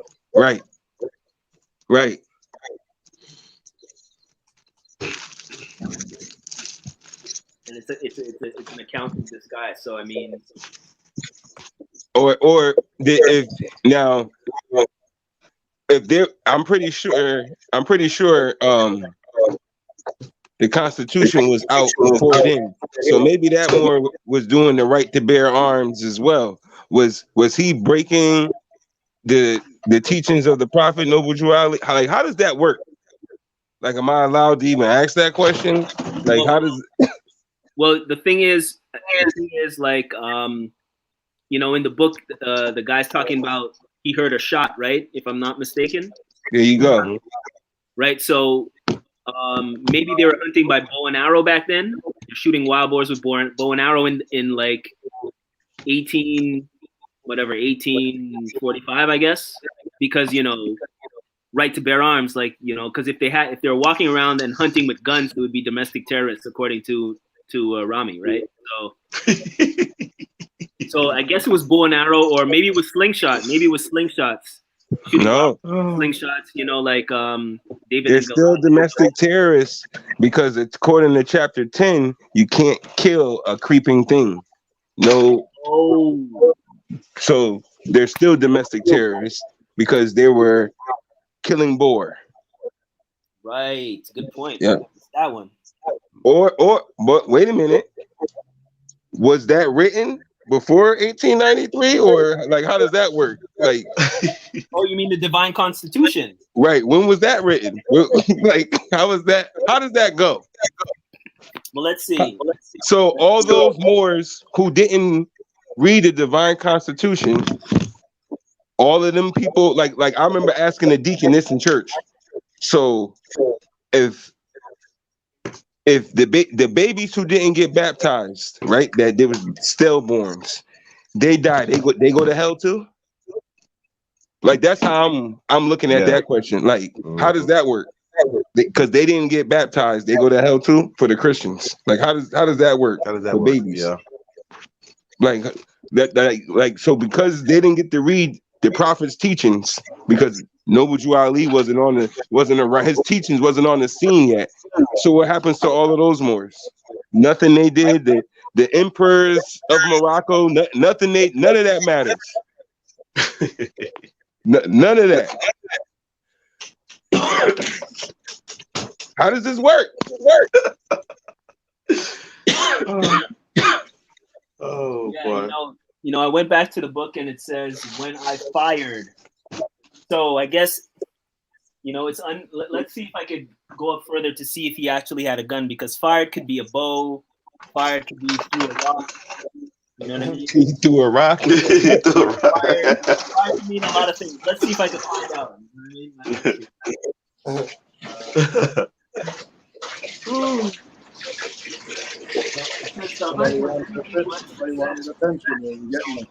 I mean? Definitely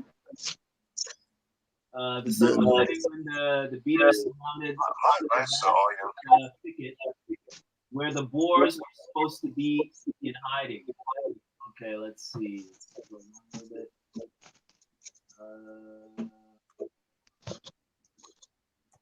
I heard a rustle very close to my stand, and the Moor of the village, who had been placed there to coach me. Okay, so the Moor was coaching him. So the Moor was coaching him how to hunt boar. This is interesting. Mm-hmm. Who was placed there to coach me, urged me to fire into the underbush of the off chance of bringing down the animal. Oh. Now so remember, the Moor was teaching him how to kill an animal. Look. His Moorish American companion was teaching him how to kill a wild boar. Boar. Okay, wow. So this Moorish American that was around before the prophet, I guess he's going against the prophet's teaching, so he's not a real Moor. He's not. So how does that work? Does he have to turn in his turban and fez? Like I got a lot of questions. Like, did he go back to being black? Like, did he go to? How about this one? Was he ever black? See? Right. You see? Now, here we go again.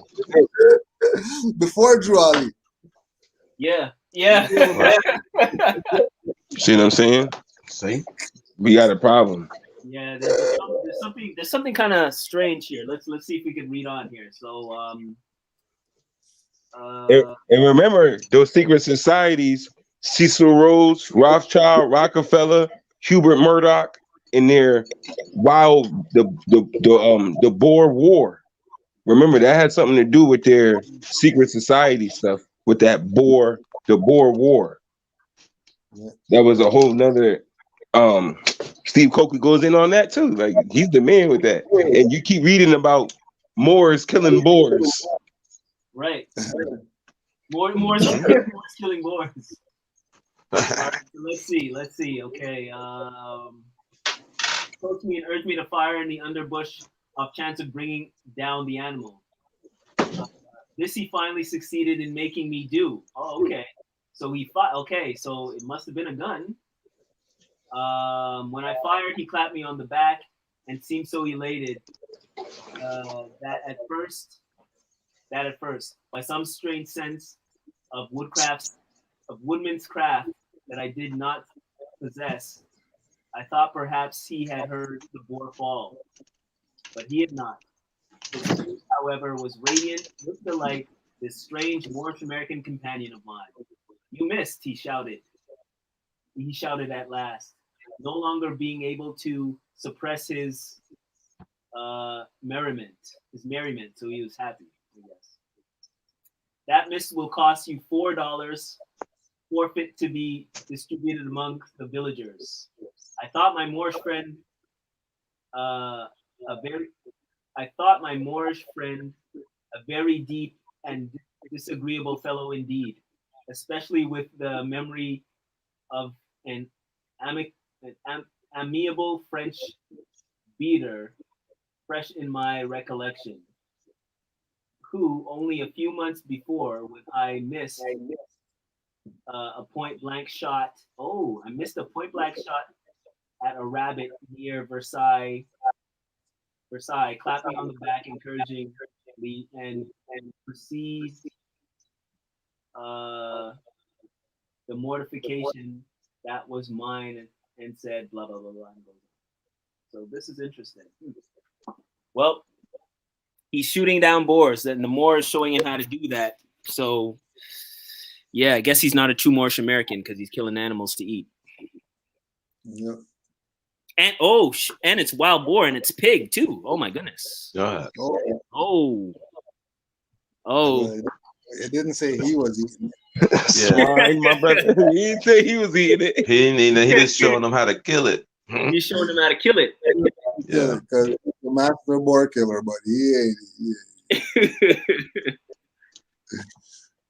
ain't. And so because he showed somebody else how to kill it, I guess he passed the karma on to the person who actually killed it, right? So. Yo, this is crazy, bro. This is crazy. But in the aspect, those wild boars, they will attack you. Mm-hmm. For real. So if in actuality you're doing humankind a favor by getting rid of the beast. I mean, years ago, I think maybe before I nationalized, before I even knew about Moorish anything, I've had wild boar meat before. Tastes like roast beef. The boar? Mm-hmm. Yeah. Yeah, so I mean, I guess Rami could let you know if that Moorish American in the book was a real Moorish American or not. Right. Since he has expertise on who's real Moorish American and not. There you go. Who true Moors are. True Moors. True Moors. Right. Yeah. Peace and love to all the Moors worldwide. Islam. Islam to all the Moors. Give thanks for the Kavit Emptor, the fall from grace of Rami Salaam El. We're gonna just play the funeral music. Just gonna play the funeral music now, and it's all hypothetical. Yo, just one more thing. So just one quick thing.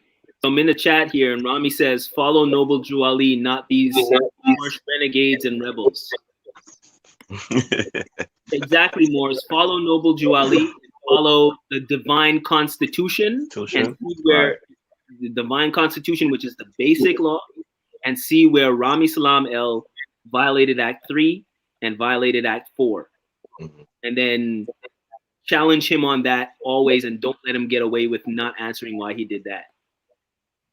Forget everything else that he says, because he's just leading you. He's avoiding the whole thing.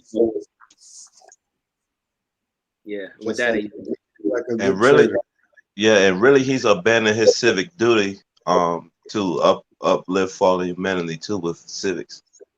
You know what I mean? So that's another treasonous action that, for the record, we're gonna put on the record. And wait a second, sorry, not to add another thing. Is he supposed to be some grand sheik or something? According to his records. Okay, so according, so that's even worse, bro. So you're supposed to be the highest level, sort of, representative, and you just put a fellow Moor. Yep. Wow, yo. That's why I said high treason. Yeah. Because he's not a nobody. He's been around. Yeah. You can't be but nobody and sell out. Or you can't be around all this time and sell out like that. Just like that. You just sell out like that? Nah, something's up. The video was right. He's the highest level of a hypocrite and a sellout. Yep. Honors to all. Honors to the Prophet Noble Drew Ali for giving us wisdom. Honors to all Moors. And honors to all mothers everywhere. Peace and love. Peace and love. Islam, Moors. Peace and love.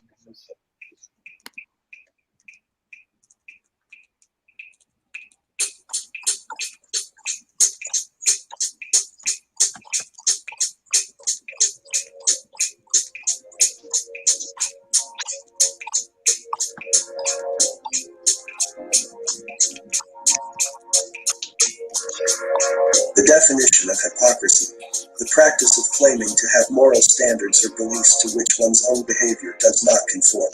So basically it means talking the talk, but not walking the walk. So by this definition, Rami Salaam is a hypocrite. Peace, peace, peace, peace, peace. I'm Rami Salaam.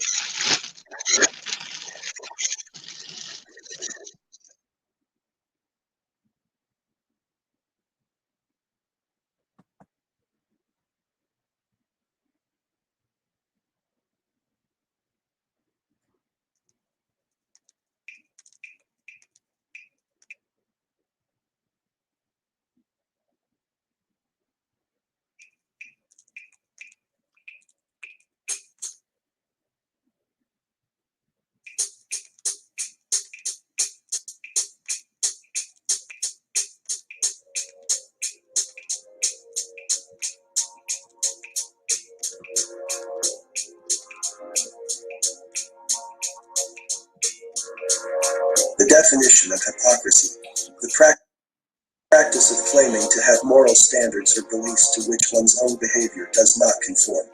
So basically it means talking the talk, but not walking the walk. So by this definition, Rami Salaam is a hypocrite. Peace, peace, peace, peace, peace. I'm Rami Salaam. Thank you for watching. Thank you for joining. For new Moors that are watching this right now, people that are just coming into this Moorish information, please listen closely. Don't believe what I say. I encourage you to look up everything that you see, everything that you hear, and most importantly, judge everything based off of what Noble Drew Ali said.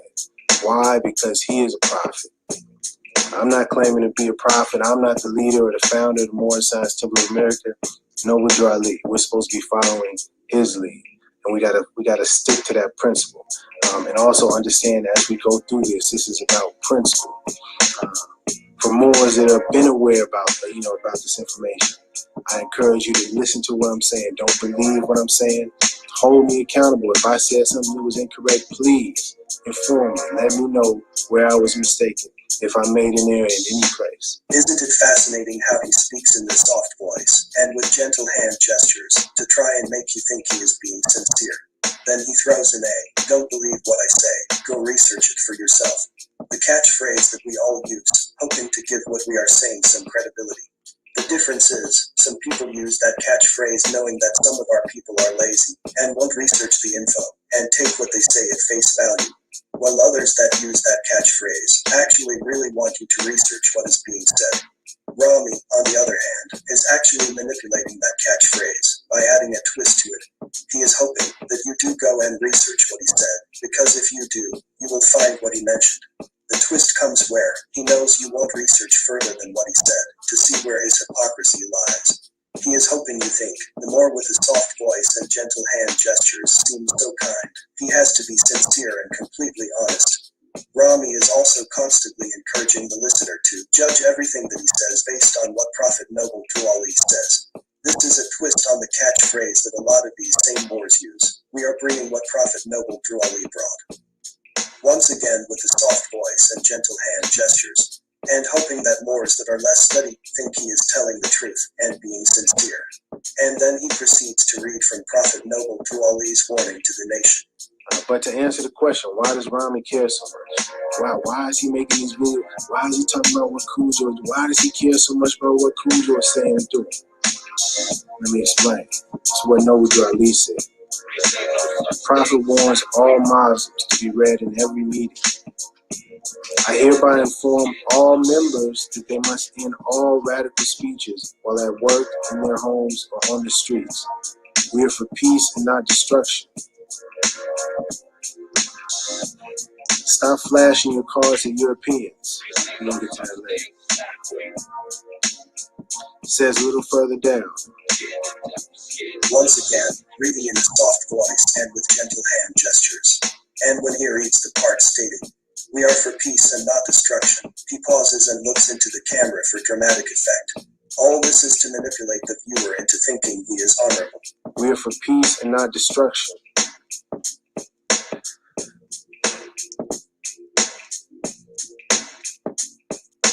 But what he fails to realize is, with Moors that actually study, we don't have to go that deep into Noble Drew Ali's literature to see Rami's clear violation and hypocrisy. It is very simple. All we have to do is use something that pretty much every Moor should have in their possession. The divine constitution of Moorish America.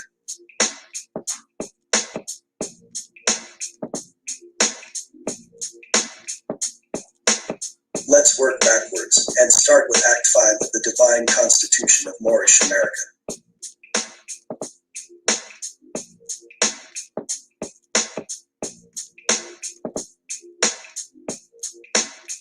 Act 5 reads, "No organization of Moorish America is to cause any confusion or to overthrow the laws and constitution of the said government, but to obey hereby." The question that Moors ask about Act 5 is, which said government, laws, and constitution is the Prophet speaking about?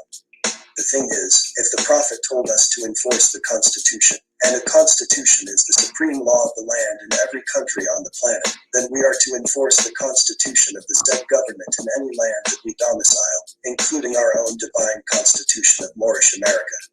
And this is why we are not to overthrow the laws and constitution of the said government, but to obey hereby. This is universal. So let's go to the Constitution of the United States of America and read the Second Amendment. The Second Amendment reads, "A well-regulated militia, being necessary to the security of a free state, the right of the people to keep and bear arms shall not be infringed." This is what Rami won't tell you. He won't tell you that Rise of the Moors is not breaking any laws. He won't tell you that Rise of the Moors is not going against the divine constitution of Moorish America. He won't tell you that Rise of the Moors is not going against the Constitution of the United States of America. What Rami is hoping is that his soft voice and gentle hand gestures will manipulate you into thinking he is correct in what he is saying about Rise of the Moors, all while saying, "It has to be true. I can't be hypocritical." So Rise of the Moors is not breaking any constitutional laws of the United States of America, nor any constitutional laws of the divine constitution of Moorish America. And, so far, neither is Rami. Now let's move up to Act 4 of the Divine Constitution of Moorish America.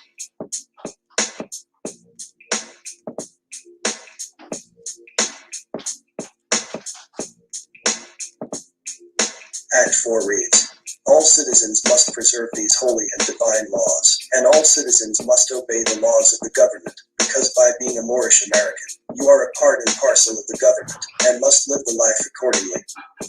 This is where Rami's hypocrisy is apparent, because this is where his second violation appears. Now, of course, Rami violating Act 4 may not be obviously clear to many. So for that clarity, let's go to Act 3 of the Divine Constitution of Moorish America.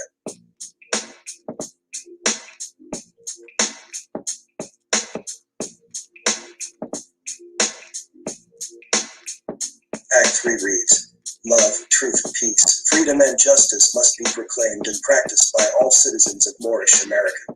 No citizen is to put in danger or accuse falsely his brother or sister on any occasion at all that may harm his brother or sister, because Allah is love." Once again, No citizen is to put in danger or accuse falsely his brother or sister on any occasion at all that may harm his brother or sister, because Allah is love. Rami put out a video claiming that Rise of the Moors are domestic terrorists. Let me repeat that again. Rami put out a video claiming that Rise of the Moors are domestic terrorists. That is the absolute height of falsely accusing his brother or sister and putting them in a dangerous, life-threatening position. The absolute height. All while trying to manipulate the viewer into thinking he is correct because he is talking in a soft voice and with gentle hand gestures. This is absolutely disgusting. Rami is not only falsely accusing Rise of the Moors with his insinuation, but also putting Rise of the Moors, their family and children in harm's way. Just think about this for a moment. What does the United States government do with so-called domestic terrorists? Here, let's let Rami tell you. Because this is not a game. And for those watching that may not understand why I'm coming at it like this, let me break it down. The U.S. government, particularly the FBI, is calling people in the sovereign citizens domestic terrorists. They are calling people in the sovereign citizen movement, people that call themselves sovereign citizens or promote sovereignty or even try to use that kind of logic, that kind of thinking. They are labeling, classifying those kinds of people, those groups, as domestic terrorists. Why is this important? Well, what is the U.S. doing to terrorists all around the world? So-called terrorists, be it the Taliban, Al-Qaeda, Al-Nusra, the so-called ISIS, whatever group they want to create. I mean, it's out there, not that they created it. But what are they doing? Bombing them, going after them, sending thousands of troops, billions and trillions of dollars. War, a war on terrorism. So, if they're doing that to people over there, what do you think they're going to do to domestic terrorists? You think it's going to be all peaches and rainbows and flowers and daisies? No. No, it's not. And the people that are trying to associate Moors and Moorish Americans to sovereign citizens are thereby trying to associate us and classify us as domestic terrorists, so that the U.S. government and those three-letter agencies can bring war on us. All true Moors will and must obey the law as laid down to them by their prophet. All true Moors will and must obey the law as laid down to them by their prophet. So Rami knows exactly what he's doing, and the danger that he is causing to a fellow Moor, the Moor's wife, and children, yet clearly does not care. And to make things worse, the title of his video is Moorish Americans Do Not Support, insinuating that all Moorish Americans agree with his hypocrisy and deliberate violation of Act 3, all while attempting to put Rise of the Moors on an island by themselves, and putting key trigger words in his video like real Moorish Americans, trying to manipulate the viewer into thinking that he is a real Moorish American and that only real Moorish Americans agree with him. What the hell is a real Moorish American? All these violations cloaked in a soft voice and with gentle hand gestures to try and pacify you and distract you from his absolute abhorrent tactics. Absolutely disgusting. So say what you want about Grand Sheikh Cujo Adwoel and how he speaks to people online, and how he is always talking about dirty Moors and traitors, etc. You have never heard him attempt to label a Moor anything that would bring a foreign corporate entity's military down on that Moor, his wife and children. Never. Even if the Moor was selling packages for $7,000, $10,000, or $20,000, Grand Sheikh Cujo Adwoel never attempted to label a Moor anything that would bring a foreign corporate entity's military down on that Moor and his family. Never. But for some reason, Rami comes with his soft voice and gentle hand gestures, and this distracts some so-called studious Moors enough so that they do not recognize his supreme violation. Absolutely disgusting.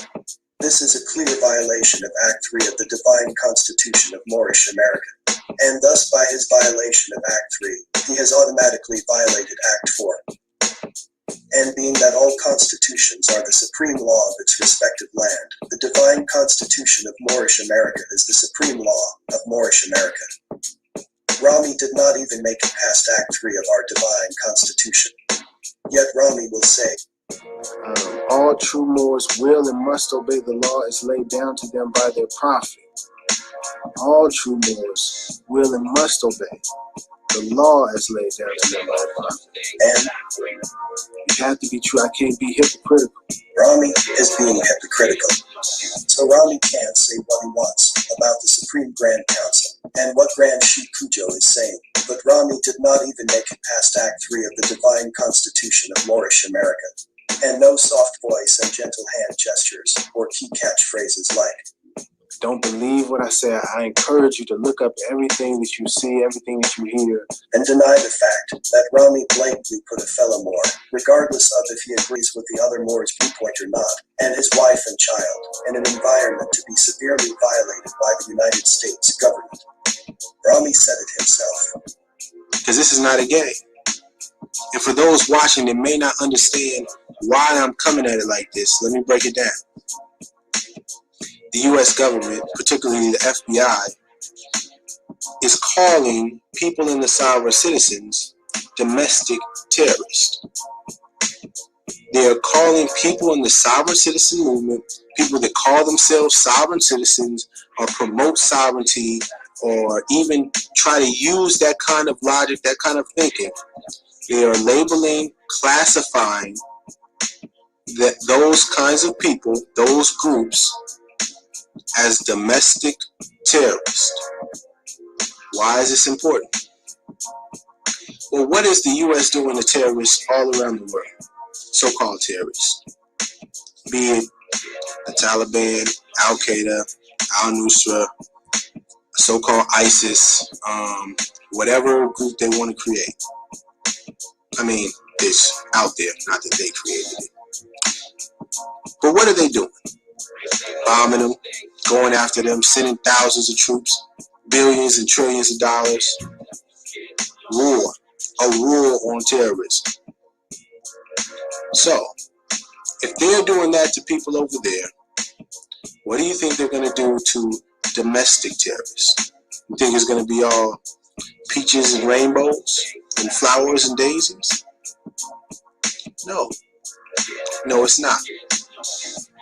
And the people that are trying to associate Moors and Moorish Americans to sovereign citizens are thereby trying to associate us and classify us as domestic terrorists so that the U.S. government and those three-letter agencies can bring war on us. That makes Rami the epitome of a hypocrite and a true sellout.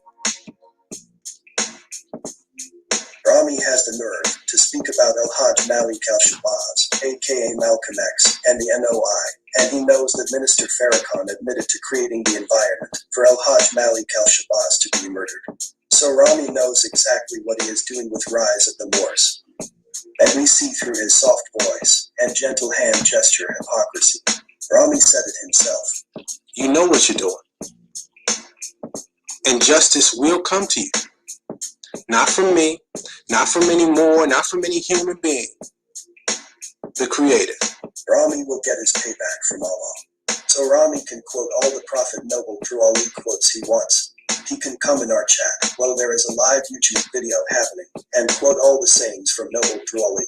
Just like a Christian church pastor, picking and choosing what quotes he can use to pacify his congregation, hoping that they won't see through his hypocrisy and BS. Hey Rami, here is a Bible quote for you. Proverbs 11, verse 9. A hypocrite with his mouth destroyeth his neighbor, but through knowledge the just shall be delivered. Nothing will change the fact that what Rami did is worse than any dirty Moor selling packages, worse than any so-called black people making videos attacking Moors, etc. Rami created an environment for a fellow Moor and his family to be fatally harmed. And if anything happens to Rise of the Moors, that will be on Rami's soul, because Rami knows exactly what he is doing. Rami said it himself. You know what you're doing. It had to be true. I can't be hypocritical. Rami is the epitome of a hypocrite and a sellout. Yuck. So, and then Farrakhan apologized. He said, I'm sorry for making it, I'm paraphrasing. He said, I'm sorry for making it, for making the environment for it to be okay for him to be murdered. So now think, Rami Salaam, you fucking idiot, if you're for love so much, you think it's okay to put the phrase domestic terrorist and then put a fucking picture of me there? You idiot? What type of subliminal image are you putting in people's minds, you fucking idiot?